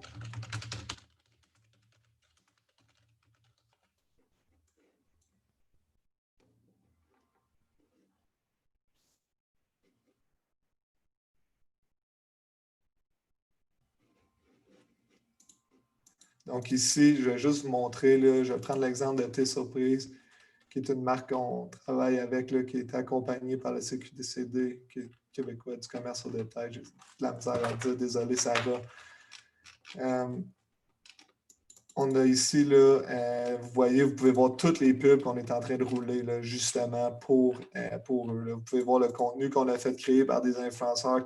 Là, vous pouvez voir encore mieux, ça fait combien de temps qu'on roule ces pubs-là. Donc, si vous venez ici, vous pouvez voir comme, OK, cette pub-là roule depuis le 17 novembre, ce qui veut dire que cette pub-là leur génère des résultats. Puis, vous pouvez faire plein de suppositions comme ça, voir tout le contenu qu'on utilise. Puis après ça, on peut justement prendre l'exemple, dire, OK, on peut dire après au client, on peut dire après à l'influenceur, pardon, on peut prendre ça ici, le sauvegarder. Je vais vous donner le lien après, là, ça s'appelle Facebook Vidéo Downloader, je pense. Ça vous permet juste de downloader ça comme ça ici. Vous pouvez l'ajouter directement à votre document, comme tout à l'heure, puis ça permet après ça de trouver des exemples. Il y a des compagnies comme CareOf que j'adore, que vous avez probablement des compagnies où vous adorez aussi. Là. Moi, CareOf, c'est vraiment un de mes coups de cœur en termes de marketing en ligne. Puis là, on peut voir c'est quoi le genre de contenu qu'ils vont créer avec leurs micro-influenceurs. C'est quoi? Là, moi, je peux vous dire qu'ils ont arrêté de rouler des ads là, après le Black Friday. Ils en roulaient pas mal plus avant, mais essentiellement, on peut savoir, OK, ben, ces ads-là doivent avoir très bien performé. Fait que comment on regarde la vidéo? Est-ce que c'est pertinent? Ben, OK, boum, on peut downloader. Petit truc additionnel qui n'a pas rapport avec votre marketing d'influenceur. Vous voyez ici, là, on a un texte. Je peux vous garantir que Care.of a roulé des centaines de milliers de dollars sur une base mensuelle de budget publicitaire, probablement un genre de 30 à 50 000 qui va en Facebook Ads. On peut faire confiance à la rédaction publicitaire qu'ils ont faite.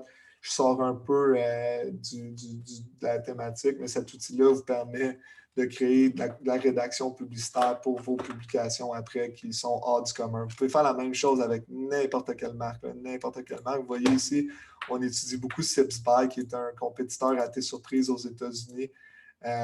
Puis, on peut voir, OK, c'est quoi les publicités qui roulent en ce moment, qu'est-ce qui fonctionne, etc. Donc, ça fait le tour du Facebook Ads Manager. Outil très, très, très puissant. Inspirez-vous des gens qui ont des campagnes gagnantes. Vous avez un avantage à être au Québec. On peut prendre les notions on peut prendre les concepts publicitaires américains et même canadiens anglais, puis les appliquer au Québec. Beaucoup moins de compétition, meilleur taux de conversion. Puis, si vous voulez en savoir plus sur le marketing de Facebook Ads, j'ai un collègue, Benoît Saint-Laurent, qui a créé une formation qui est disponible. Je vais pouvoir vous l'envoyer aussi. C'est aussi avec le Centre québécois du commerce au détail.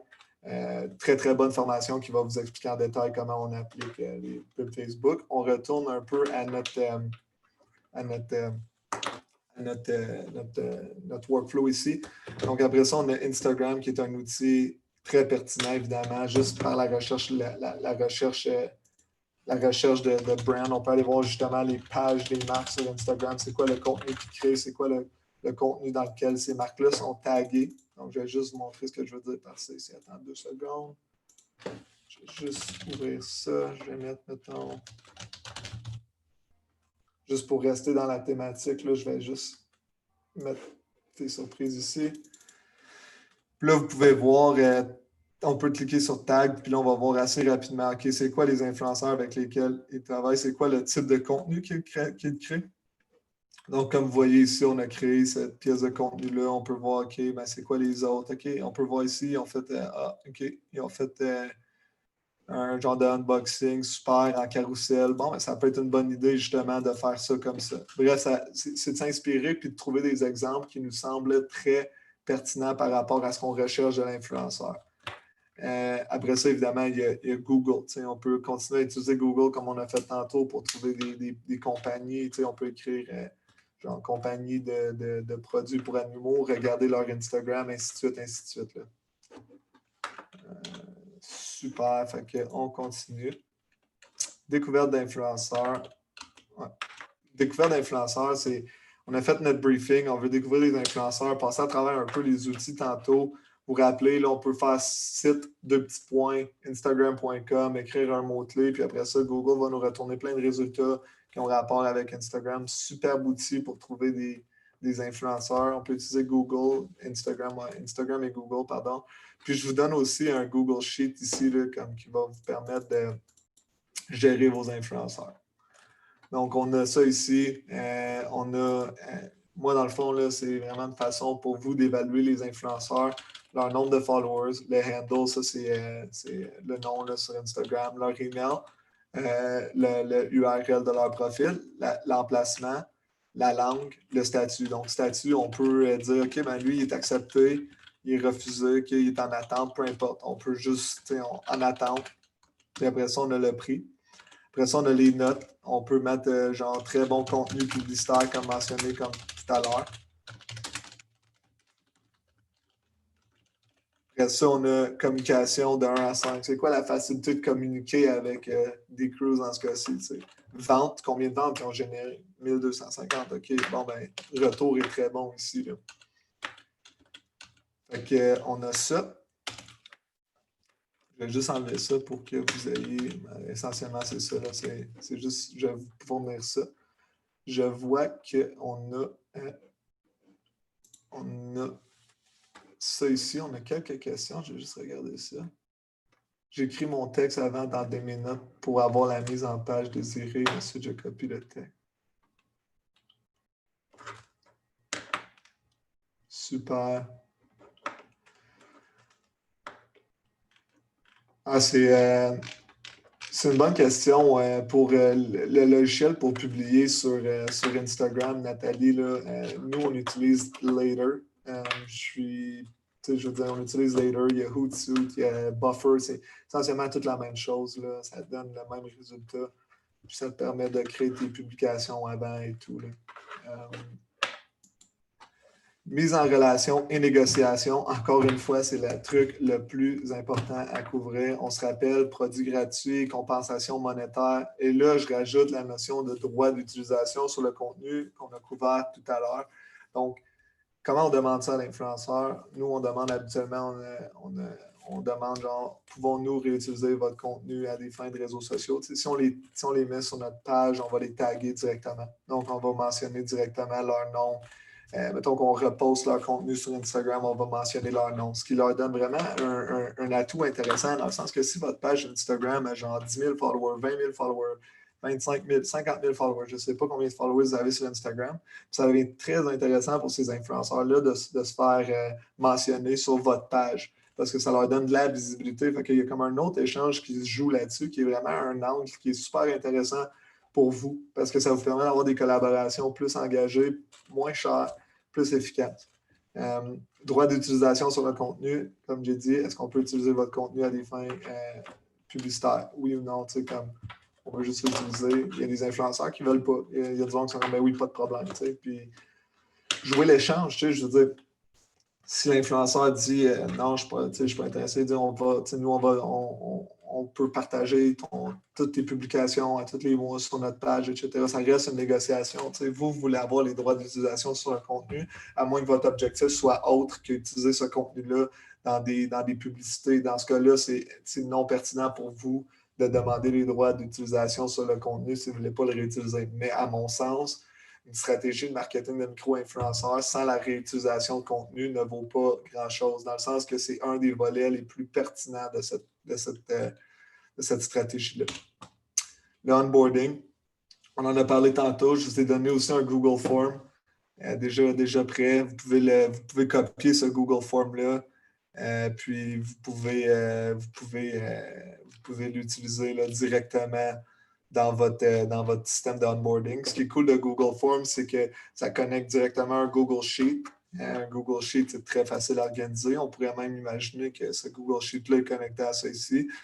L'influenceur remplit ces sections-là. Après ça, on se ramasse avec toutes ces informations-là sur l'influenceur. Avez-vous un blog? Écoutez, les blogs, c'est notre découverte du moment. Nous, ici, à l'interne, les influenceurs qui ont un blog, c'est incroyable ce qu'on peut faire comme type de collaboration avec eux, même s'ils ont 300 personnes sur leur newsletter. Les ventes qu'on génère avec un influenceur qui ont un blog sont juste plus élevées. Plusieurs questions, plusieurs plusieurs concepts à déplier ici. On a la notion de ils ont un blog, tout d'abord. Fait que les gens qui les suivent sur Instagram sont probablement intéressés par leur blog, ce qui veut dire qu'ils sont plus engagés. Ils ont une newsletter, ils peuvent écrire un article sur vous, etc., etc. Donc, on peut vraiment jouer très bien une collaboration à long terme avec un blog.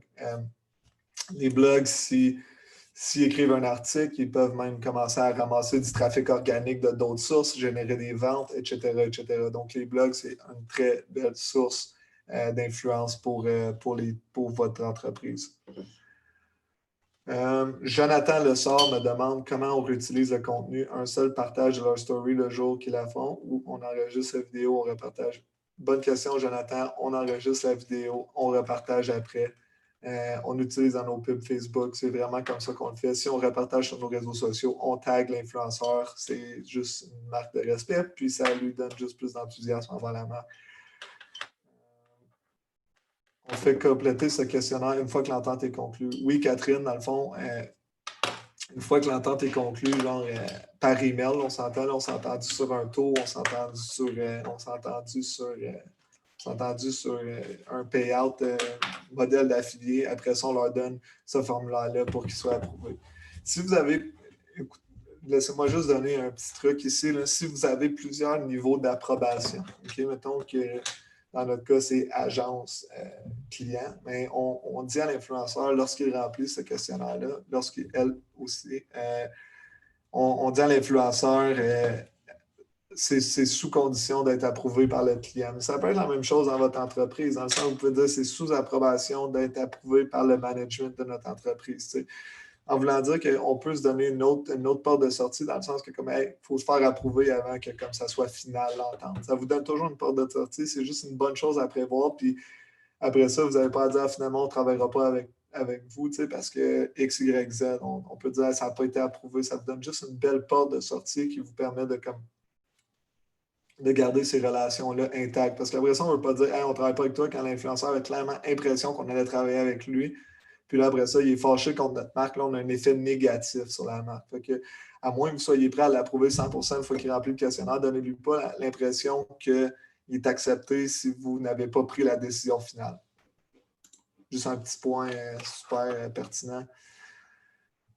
Envoyer un courriel à chaque influenceur pour poser ses questions. Ça, c'est dans l'optique de vous rappeler de tout à l'heure on veut faire en moins d'une heure. Mais si vous voulez travailler 3 influenceurs, faites juste envoyer un courriel, laissez faire le formulaire, on demande des questions importantes, let's go, c'est fait, on passe à l'action. Donc, un petit recap. Le briefing de création, document qu'on remet à l'influenceur pour qu'il comprenne ce qu'il doit faire, qu'est-ce qu'on veut, découverte, comment on trouve des influenceurs. Après ça, il y a la mise en relation, email ou DM. On a mentionné que par DM, il y a plusieurs influenceurs qui ne répondront pas. Un petit point que j'aimerais apporter, c'est faites des suivis. Faites un suivi 3 jours après, faites-en un 5 jours après. Faites au moins 3 suivis avec l'influenceur avant d'abandonner. C'est fou le nombre de gens qui voient un email et disent ah, je vais l'aborder plus tard, puis qui oublient. Puis c'est juste payant de faire un suivi. Là. C'est très efficace. Ça ne prend pas beaucoup de temps. Puis on fait des suivis. Négociation. On négocie avec l'influenceur, comme je vous ai dit, jouez vos cartes, soyez personnalisés, soyez authentiques, montrez vos points de l'avant, petite entreprise locale, vegan, etc., etc. Là, il y en a, peu importe les points qui vont résonner avec votre audience. Après ça, on a la notion d'onboarding. Comment on les embarque, qu'est-ce qu'on demande aux influenceurs. Après ça, c'est la gestion de la relation. On se rappelle tout à l'heure, on parle vraiment de garder nos influenceurs qui sont faciles à communiquer, qui ont généré des ventes, puis qui créent du beau contenu. Essentiellement, c'est les 3 points qu'on évalue, puis on garde ça en tête. Les prochaines étapes. Fait qu'à quoi ça ressemble? Mettons, on se rend compte, wow, c'est un canal qui marche vraiment, c'est incroyable. On a la systématisation de la mise en relation. Ce que je veux dire par là, c'est OK, ben, tout d'un coup, on commence à utiliser des outils pour envoyer des emails de façon massive. T'sais, mettons qu'on veut contacter 200 influenceurs par mois, ben là, on ne peut plus faire ça à la mitaine. On peut imaginer un système après d'outils qui nous permet de faire ça. Un mécanisme d'évaluation de la performance. Ça devient organisationnel à ce niveau-là, dans le sens que là, on veut évaluer la performance, mais d'une façon méthodique, sans avoir un jugement qualitatif en tant qu'opérateur dans l'entreprise sur chaque influenceur. Tout d'un coup, on se dit, OK, comment on peut les évaluer de façon mécanique? T'sais? puis que ça reste personnel. Après ça, on a les collaborations personnalisées, outil hyper puissant qui est utilisé par des compagnies au Québec, là, entre autres CaseMe qui font des cases sur mesure justement pour chacun de leurs clients. Très belle façon là, d'utiliser les collaborations personnalisées. Ça fonctionne hyper bien. Puis le programme d'ambassadeur. Donc, on donne à tous les mois tant de produits à chacun de nos influenceurs qui nous génèrent des ventes. On demande un post, un story.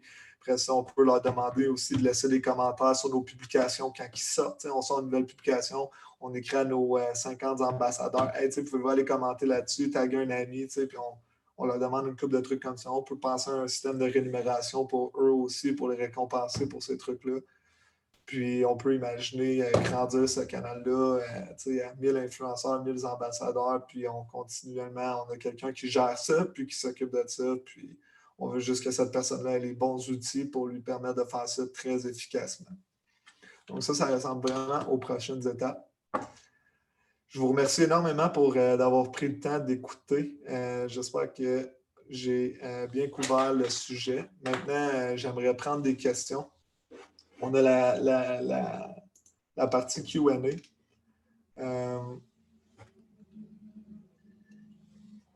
vais juste passer à travers les questions. Puis après ça, on va pouvoir vraiment là, aborder ça. Oui, Chantal, dans le fond, la présentation va être remise là, justement, va être remise à la fin. Là, je vais envoyer ça, à Sarah pour qu'elle puisse vous le communiquer après. Là. Ça fait plaisir, là, tout le monde qui écrit des beaux commentaires, c'est très apprécié. Là, merci beaucoup. J'ai Sophie qui dit « Lorsqu'on parle d'un échange de produits, services d'une valeur de 2 000 à 3 000 l'entente est super détaillée. Comme tu viens de le mentionner souvent, plusieurs détails ne sont pas respectés. As-tu des trucs à donner? » Absolument, Sophie. Ce qu'il faut prévoir dans notre entente quand on fait un échange de la sorte, c'est vraiment de demander à l'influenceur. Il faut que l'influenceur soit conscient qu'il va avoir des retours, des demandes de modification. Donc, on travaille avec une application mobile en ce moment. Combien d'influenceurs nous ont renvoyé une photo avec l'application desktop sur le PC? On se ramasse avec plein d'influenceurs qui ne respectent pas les guidelines. C'est écrit là, mais on prévoit clairement comme, écoute, nous, on a ces critères-là. Puis après ça, si ce n'est pas respecté, on va te demander de refaire une modification. Puis généralement, ça passe très, très, très bien. Il n'y a pas de problème avec ça. Puis plus qu'on travaille avec des influenceurs, plus qu'on se ramasse avec une charte de guidelines qui est efficace. Mais oui, là, juste prévoir à la base dans la relation avec l'influenceur, hey, voici nos guidelines, si ce n'est pas respecté, il va falloir redemander des modifications au contenu. Si on a un peu de produits courants en ligne, par exemple, on a vite fait pour tout donner nos produits à l'influenceur. Comment prolonger la relation? Exactement, Michel. On prolonge la relation à travers un programme d'ambassadeur, affiliation, peu importe comment on veut l'appeler ici. On veut vraiment juste que l'influenceur qu'il ait du skin in the game. Désolé, j'aime l'expression anglaise dans le sens qu'il est là, il fait un revenu à nous promouvoir, puis il y a du produit gratuit de façon continue avec nous. Là. Je sais que tu dis que tu as peu de produits. Ce qu'on peut faire, c'est qu'on peut imaginer donner des T-shirts au nom de votre entreprise. On peut imaginer. Je veux dire, juste créer un sentiment de groupe là, qu'on veut créer chez cet influenceur-là.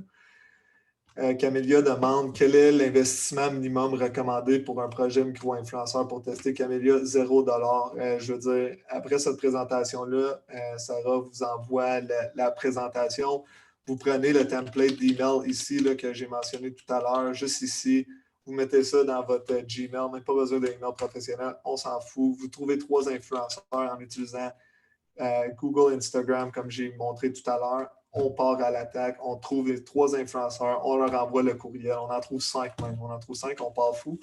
On en trouve 5, on leur envoie le courriel, on regarde c'est quoi leur réponse, on met de l'avant nos points spécifiques de l'entreprise, on essaie de trouver des influenceurs qui vont collaborer avec nous juste en échange de produits. Donc, comptez juste le coût de votre produit, puis that's it, on part à l'action. Là. Je veux dire, il n'y a pas Il n'y a pas de montant minimum pour tester un projet d'influenceur, micro-influenceur, justement par le fait qu'on structure notre entente avec eux de façon à limiter notre risque. On ne paye pas beaucoup d'argent upfront.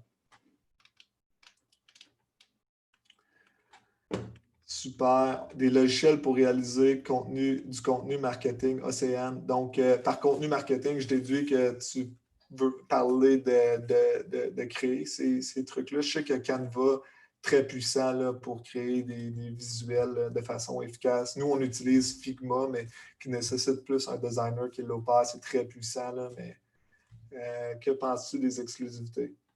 Oui, Nathalie, absolument. On peut demander à l'influenceur des exclusivités. Par contre, il faut juste être conscient que dans ce cas-ci, il va peut-être falloir donner quelque chose de plus à l'influenceur. Mais généralement, on va créer l'exclusivité justement en offrant une expérience exclusive. Je veux dire, si je donne un exemple, OK? On demande à l'influenceur embarque avec nous dans notre programme d'ambassadeur, puis on y envoie du thé, on y envoie du thé, par exemple, spécial juste pour elle ou lui. T'sais. Mais là, tout d'un coup, on crée un genre de sentiment d'exclusivité chez l'influenceur. Naturellement, il ne voudra pas aller promouvoir d'autres marques de thé juste par le fait qu'on crée une relation avec lui. Ça fait plaisir, Karine. Merci beaucoup. Lorsque le produit est cher, est-ce que tu penses qu'il faut rémunérer l'influenceur? En fait, Océane, dans le sens que pardon, je vais juste lire la question juste pour qu'on comprenne tous. Lorsque le produit est cher, par exemple 1 000 $, est-ce que tu penses qu'il faut rémunérer l'influenceur? Je veux dire, est-ce qu'on veut offrir à l'influenceur le produit? Quel est le produit? Est-ce qu'on veut juste qu'il le publie, qu'il fasse une publication qui ramène à cet outil-là? Ça dépend vraiment de. Ça dépend vraiment. À 1 000 $, ça devient très difficile là, de donner du produit en échange de quelques publications sur Facebook, sur Facebook ou Instagram. T'sais. Ce qu'on peut faire, par contre, Océane, c'est vraiment de mettre en place un système où on donne à l'influenceur un rabais très élevé sur notre produit de 1 000 $. Donc, on peut dire, hey, écoute, on peut t'offrir 50 % sur notre produit. Je veux dire, tu vas avoir plus de recherches à faire, c'est officiel, pour trouver des influenceurs qui vont matcher ça. Mais essentiellement, toi, tu limites ton coût upfront parce que tu ne veux pas non plus que ça soit à 1 000 $ par produit. Ça peut vite monter tes coûts d'influenceur. Attendez 2 secondes.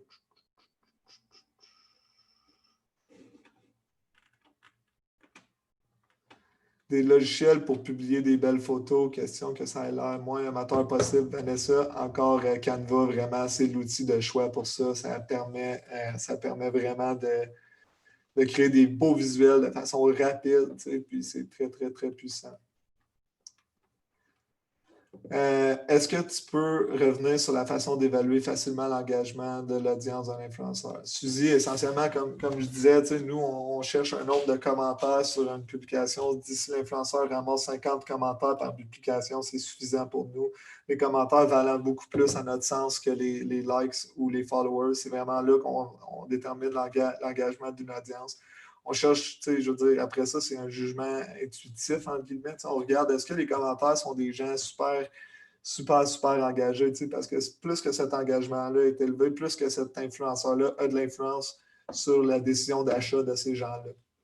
Dans le cas de la vente d'alcool, que recommandes-tu comme on ne peut pas faire de pub payante? Bonne question. Maud, je pense que c'est Maud Gendron, dans le fond, qui demande, dans le cas de la vente d'alcool, que recommandes-tu comme on ne peut pas faire de pub payante? Je pense que le marketing d'influenceurs se prête très bien. Juste faire attention là, aux réglementations qui sont autour de ça. Assurez-vous que votre influenceur a 18 ans, s'il est au Québec, 19 ans, s'il est à l'extérieur.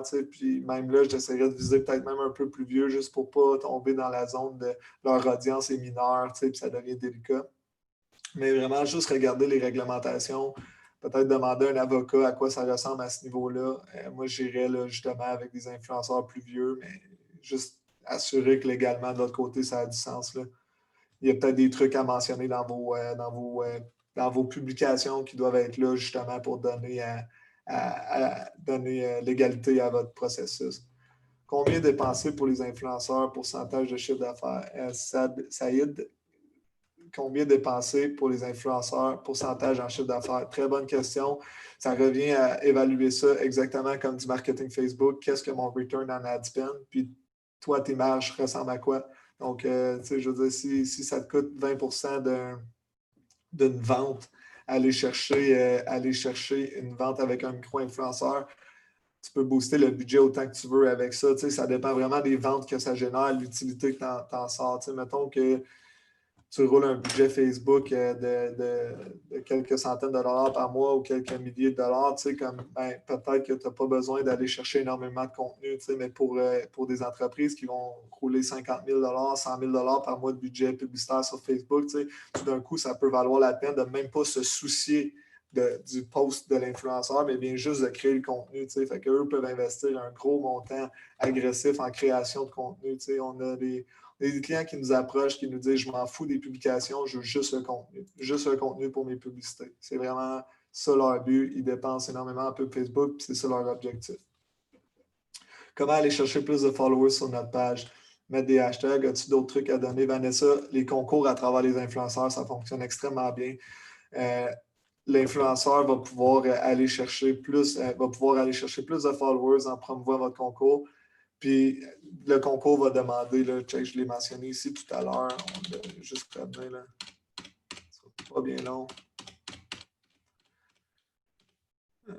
Création de contenu, augmentation des followers. Donc, on peut voir ici, c'est aller liker notre page, liker ma page, boum, cet influenceur-là se ramasse avec plus de contenu, nous, on se ramasse avec plus de contenu. Et voilà, merci, bonsoir. Tout le monde a plus de followers. J'ai dit contenu, pardon, je l'ai dit followers. Vraiment une façon incroyable de grossir votre following, là. Est-ce que tu peux revenir sur la... Ouais, ça, je l'ai passé. Combien dépenser pour les influenceurs? C'est fait. Oui, Charles, absolument. Le doc d'outils va être partagé avec toute cette présentation-là. Je vais vous envoyer aussi des recommandations d'outils qui peuvent vous aider. On a aussi, selon les règles loi, si on donne le produit à l'influenceur, pas de rémunération, est-ce qu'ils doivent obligatoirement indiquer la mention que c'est une ad zone grise? Moi, je dis oui, juste parce que c'est quand même une rémunération, mais effectivement, là, il y a comme une zone grise. Est-ce que quelqu'un va venir te dire « Hey, tu as fait de la publicité sur ça sans mentionner que c'est un ad, tu as donné un produit à 10 gratuitement? » Je veux dire, je demanderais avis légal là-dessus, mais moi, j'irais de base avec la mention ad là, directement.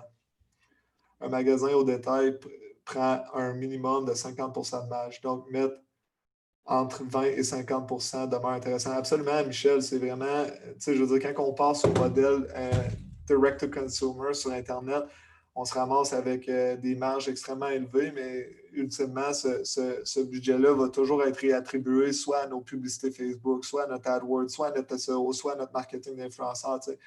Fait que c'est vraiment, en effet, ça reste intéressant de dépenser 20 à 50 pour générer une vente, surtout, là, ça, c'est un concept un peu en dehors de cette présentation-ci, mais que le lifetime value, valeur à vie d'un client est énorme. Là, je veux dire, si le client aime notre marque, on amasse sur Internet, bien, il va continuer de racheter de nous de façon perpétuelle, puis on n'aura pas besoin de repayer ce coût d'acquisition-là pour un client qui revient.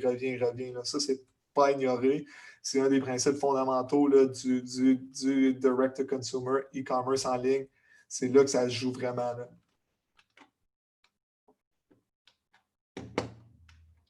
Chantal dit, mais il me semble, selon la loi, on ne peut pas demander d'aimer la page. Selon la loi ou selon les règlements de Facebook, Instagram. Je sais que les règlements Facebook, Instagram, c'est zone grise, mais pour vrai, il y a c'est tellement bâti dans la structure que les gens le font là, sans problème. Là. On parle beaucoup d'influenceurs sur les médias sociaux et je comprends pourquoi. Mais si je veux une personnalité publique qui a un chien, mon domaine, je devrais l'approcher comme ambassadeur. Absolument, Michel, je veux dire, tu vois une personnalité publique qui a un chien qui adore son chien, grosse présence sur les réseaux sociaux, son chien a une présence là-dessus. Lui envoyer un email, puis ça ne coûte rien, là, ça coûte absolument rien. Ça coûte absolument rien de justement, là, pardon. Ça ne coûte rien juste de demander. Là, un email, ça prend quelques minutes à envoyer, puis Si tu essaies d'aller chercher plus une personnalité publique, je recommande fortement de trouver une approche unique. Tu sais, si tu peux personnaliser ton produit à souhait, je donne l'exemple, là, quand je parle de ça habituellement, de quelqu'un qui va faire des peintures sur mesure ou des gelées sur mesure, peu importe. Tu sais, on peut aller chercher des personnalités publiques en faisant énormément de recherches sur eux, en comprenant c'est quoi leur personne, c'est quoi leurs intérêts, est-ce qu'ils donnent de l'argent, si oui, à quelle cause. C'est juste comprendre c'est quoi cette personne-là. Puis après ça, de personnaliser notre produit en fonction de cette personne-là. Aussi de donner à des œuvres de charité pour créer des collaborations avec des personnalités publiques, c'est un moyen qui fonctionne très bien. Un peu à l'extérieur de la campagne ici discuter, mais si on se rend compte que, je donne un exemple, on prend une personnalité publique qui est fortement attachée genre, aux organismes qui vont donner à l'autisme pour aider l'autisme. Ben, dans ce cas-ci, on se ramasse avec, on peut dire à cette personne-là, ben, regarde, nous, ce qu'on est prêt à faire, là, c'est comme check. 100% des profits qu'on va faire à travers tes collaborations, on donne à tel organisme qui supporte l'autisme. Ben, là, tout d'un coup, on vient d'aller chercher une corde très sensible, on vient de faire une bonne action, puis on vient d'aller connecter personnellement avec cette personne-là. Donc, si on essaie d'aller chercher ces collaborations-là, je recommande fortement de donner ou de trouver un angle très, très, très personnalisé qui vont vous permettre de créer une relation qui est viable à long terme. Parce que si on veut juste payer, bien là, ça va être transactionnel, ça va coûter cher, ça ne générera pas les résultats. Puis si on donne énormément après ça à tel organisme, bien, cette personne-là devient hyper engagée envers ça. Jennifer demande, quand on travaille avec une agent pour gérer nos nano-micro-influenceurs, quel pourcentage prévoir? Nous, habituellement, de la façon qu'on fonctionne, c'est un frais de gestion qu'on travaille avec nos clients dépendamment du nombre d'influenceurs qu'on gère. On cherche justement à aller chercher des collaborations avec des influenceurs sans coût ou à faible coût. Donc, vraiment prévoir plus prévoir un frais mensuel basé sur vos besoins. Nous sommes un endroit touristique, donc nous offrons des activités de plein air et hébergement pour les vacances. Comment aller chercher un influenceur qui n'est jamais venu chez nous? Je peux lui offrir des vacances chez moi et je n'ai aucun produit physique. Carmen, c'est une très bonne question. Là, dans le fond, moi, si je me posais cette question-là, je me dirais, OK, bon, il faut trouver des gens qui voyagent le Québec. OK, bien, c'est où que des gens voyagent le Québec?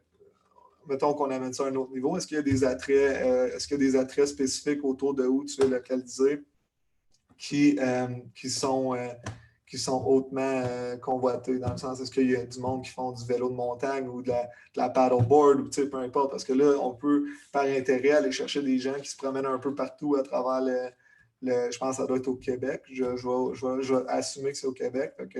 On peut aller chercher des gens qui se promènent un peu à travers le Québec basés sur des intérêts spécifiques, que ce soit paddleboard, que ce soit, comme j'ai dit, vélo de montagne ou même que ce soit du hiking ou peu importe c'est quoi le centre d'intérêt qui est autour de là. Puis on peut les amener justement, là, leur offrir hébergement gratuit et tout, etc. Pas besoin de leur offrir le déplacement et tout. J'essaierai de négocier ça, juste accommodation, toi et des amis, peu importe. Puis après ça, j'essaierai de demander, laissez-moi un review sur tel site ou tel site, peu importe tout ce que vous générez d'achalandage. Est-ce que c'est Airbnb? Est-ce que c'est Booking.com? Est-ce que c'est c'est quoi, Agolia? Agolia, je pense, l'autre. En tout cas, bref, est-ce que c'est un de ces sites-là, Kayak? C'est où que les gens vous trouvent? Puis après ça, vous pouvez utiliser ces influenceurs-là pour demander, hey, laissez-moi un review, vous et vos amis. Fait que là, ils ont de l'accommodation gratuite, tu te ramasses avec 5 reviews de plus, puis c'est vraiment une belle stratégie là, pour augmenter votre présence sociale tout en aidant les influenceurs. Puis évidemment, eux vont se taguer à votre endroit, ils vont peut-être attirer l'achalandage, mais pensez qu'il faut que votre endroit soit Instagrammable, dans le sens que faut qu'il y ait un endroit dans la place où ils peuvent prendre une photo qui crée de quoi de mémorable que les gens ont le goût d'aller voir. Là, c'est vraiment ça, là, la stratégie que je mettrai en place vite comme ça, on top of my head. Est-ce qu'il y a d'autres moyens de calculer le retour sur investissement dans le cas où on ne donne pas de code promo aux influenceurs? Sophie, bonne question, très difficile dans le sens que est-ce qu'on demande à l'influenceur de mettre un lien dans sa bio? Parce qu'on peut calculer le retour sur investissement sans code promo si on a un lien spécifique. OK? Donc, on peut, je veux dire, on clique, mettons, les liens d'affiliés, c'est un lien sur lequel on clique. Puis, dans le fond, si on fait un achat, ben, tout d'un coup, il y a une conversion il y a une vente qui est associée au lien que je t'ai donné. Donc, toi, tu me payes un montant à la fin du mois basé sur ce lien d'affilié-là. Ce qui est difficile avec ça, c'est que Instagram ne nous permet pas de mettre de lien dans la publication. Donc, on peut mettre un lien en swipe up, mais pour avoir des swipe up, un swipe up en passant, pour ceux qui ne savent pas, peut-être qu'il y en a, là, c'est sur Instagram, dans le module de navigation de Stories, qui est un format de contenu sur Instagram, on peut swipe up pour aller vers un site web. Mais dans ce cas-ci, on se ramasse avec... faut avoir 10 000 followers et plus là, pour être capable d'utiliser le swipe up. Fait que si on travaille avec des influenceurs de moins de 10 000, ben, on n'a pas accès à ça. Sinon, ce qu'on peut demander, c'est un lien dans la bio. Mais tu sais, ça devient un peu invasif. Ça se fait. Ça se fait. Je veux dire, on le fait pour des campagnes. Mais c'est plus difficile à négocier. Mets un lien dans ta bio pour 3 jours, tu sais, mettons. Fait que oui, on peut tracer comme ça le retour sur investissement. Mais on peut pas on va avoir plus de difficultés. Le code promo reste quand même la meilleure façon de faire. Puis même encore là, il y a des gens qui vont acheter à travers ton marketing d'influenceurs qui ne vont pas utiliser le code promo. Fait que, peux-tu donner plus de détails pour initier un programme d'ambassadeur publiquement sur Facebook? Dans le fond, toi, Isabelle, ce que tu cherches à faire, c'est de créer un programme en partageant sur tes réseaux sociaux puis en disant abonnez-vous ici. Puis les gens s'abonnent, puis après ça, on va chercher comme ça. Je sais qu'il y a des groupes Facebook qui existent dans lesquels il y a plusieurs influenceurs qui se retrouvent, puis on peut mettre une publication là, puis on peut leur donner le formulaire juste ici, tu sais, puis on peut dire abonnez-vous ici à notre programme d'influenceurs. Le hic-up avec les groupes comme ça, habituellement, la qualité des influenceurs n'est pas top. Il y en a des bons, mais ce n'est pas la meilleure qualité d'influenceurs. Ça, c'est certain, à mon sens, du moins, avec les expériences qu'on a faites. On a testé énormément dans le sens que c'est un peu comme le holy grail du marketing d'influenceurs, dans le sens, hey, on peut juste faire une publication, ramasser plein d'influenceurs de qualité, puis après ça, on n'a pas besoin d'envoyer des emails, négocier si ça, tout est déjà fait, mais ça ne nous a pas généré la qualité qu'on espérait. Donc, c'est pour ça qu'on reste à cheval sur l'envoi d'emails et de DM. Merci pour...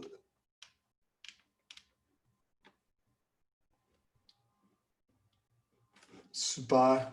Ça fait le tour des questions là-dessus. Laissez-moi juste ouvrir le... David, ici, on a Maud Gendron qui a la main levée. Je ne sais pas si elle a encore sa question. Je vais lui donner la parole. Puis, Super. Ah, je viens de comprendre. Excusez-moi. Alors, Maud, je viens de te donner la parole si tu veux poser ta question.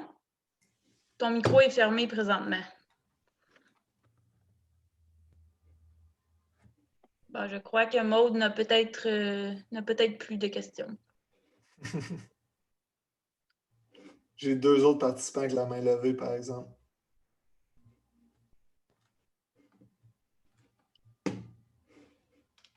D'accord, on peut y aller alors avec Isabelle Maillet. Je viens de te donner la parole, Isabelle. Oui, bonjour, vous m'entendez? Oui, salut Isabelle. Salut, très bonne présentation en passant. Écoute, je voulais juste savoir au niveau des groupes d'âge, parce que oui, je crois aux influenceurs, tout ça, c'est vraiment très hot.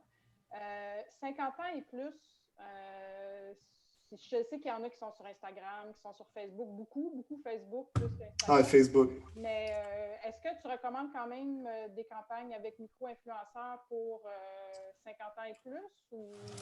À quoi ressemble ton produit, Isabelle? Ben, en fait, moi, je suis consultante en marketing, communication, stratégie globale. Super.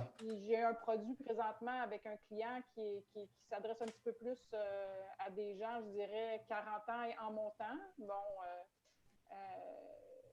c'est ça. Ça peut être rentable quand même, c'est de bien cibler les influenceurs, évidemment, mais il doit y avoir moins d'influenceurs.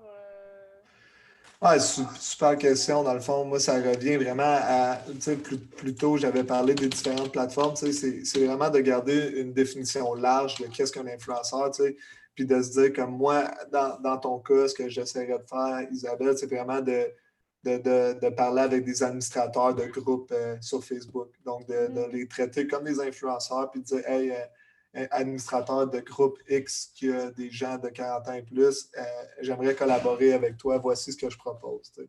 J'essaierai vraiment de trouver des angles comme ça. Pour cette clientèle-là, Facebook génère nettement plus de résultats. Les groupes, c'est une façon d'avoir un reach, une portée organique qui est très élevée relativement à des pages Facebook. Les pages Facebook, le contenu viral fonctionne très bien. le contenu sponsor fonctionne très mal. Donc, je conseille vraiment d'aller avec la route des groupes là, dans ce cas-là. OK. Parce que c'est ça, dans le fond, des statistiques que je vois, puis par expérience, Instagram, le gros du groupe d'âge, ça arrête pas mal à 45-50 max, ou ça dépend encore là de. Ils vont suivre quand même des pages qui les intéressent, là, tu sais. Ah, il y a des gens qui sont sur Instagram à cet âge-là. Il faut juste trouver les pages qui les intéressent, comme tu dis. Oui. OK, parfait. Merci beaucoup pour ta réponse. Ben, ça fait plaisir. Super.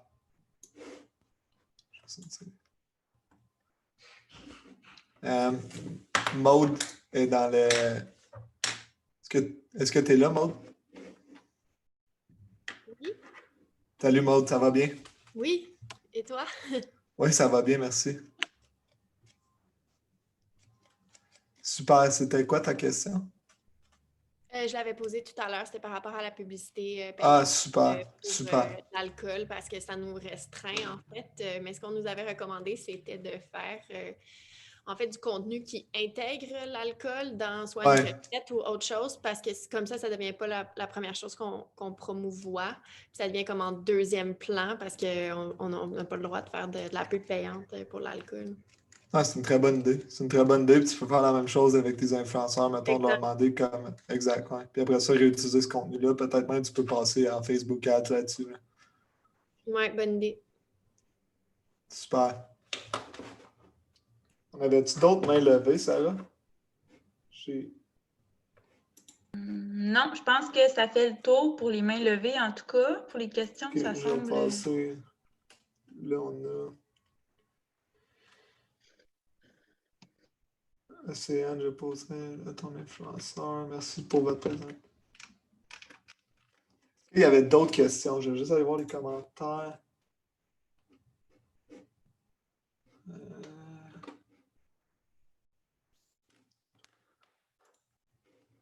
Tu vois-tu d'autres questions, Sarah?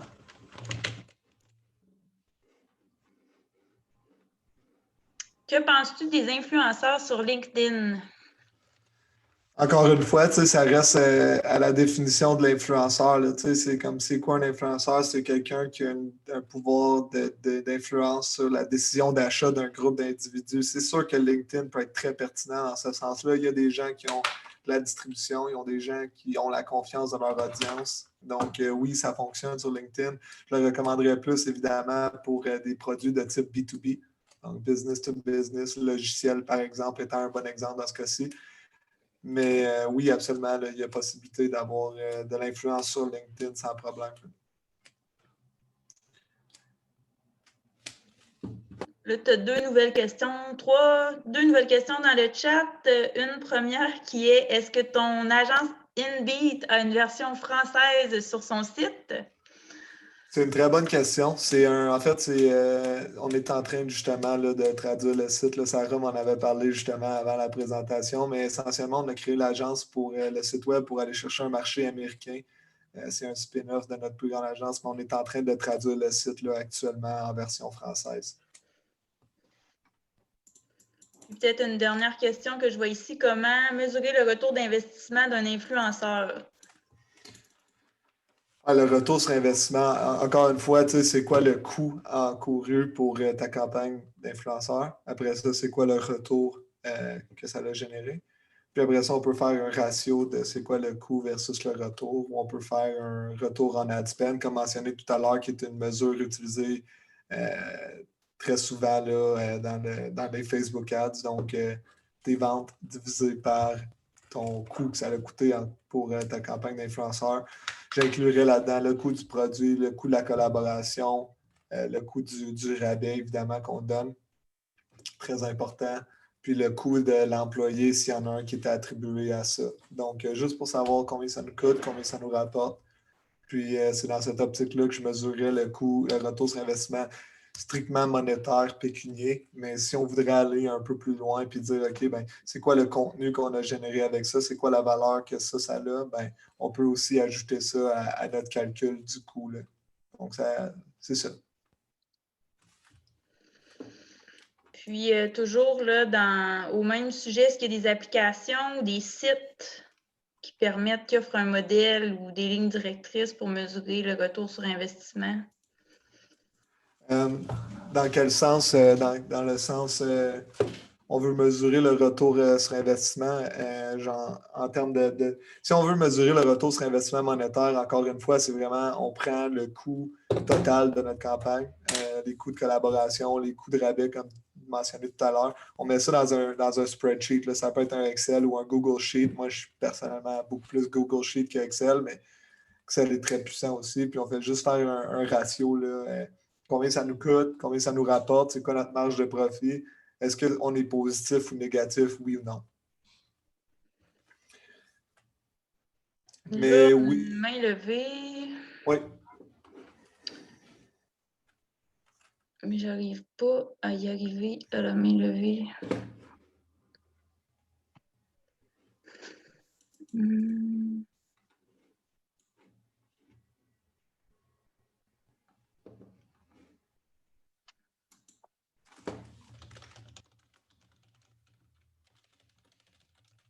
Ah, voilà. Ah, je pense qu'elle a disparu, la main levée. Mais il y avait une dernière question dans le chat, je crois, sur la possibilité de rejoindre une clientèle de 50 ans et plus sur YouTube.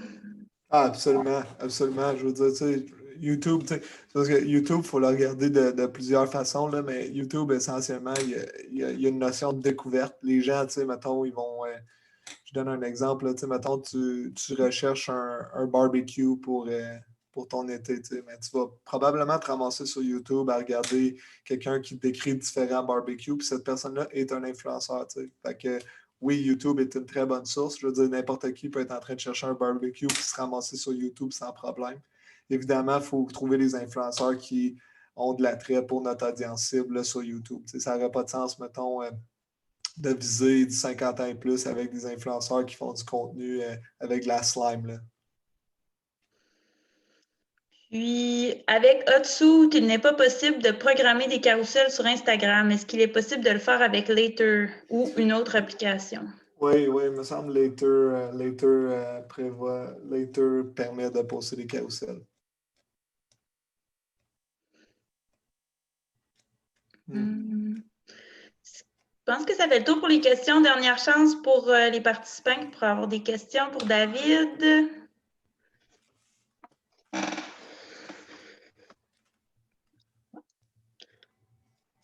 Tu as officiellement fait le tour de la question, je pense. Ah, non, une nouvelle. Est-ce qu'il existe également des applications pour programmer des stories sans devoir les approuver sur le téléphone au moment de les publier? Ça, Sophie, c'est une très bonne question. Il faudrait que je demande là, à notre gestionnaire des réseaux sociaux. Là, je ne sais pas comment on gère ça, nous, de notre côté, de façon plus spécifique. Là, mais d'après moi, avec Later, on a le même problème de devoir les approuver. Là, je pense que ça fait partie des genres de guidelines d'Instagram.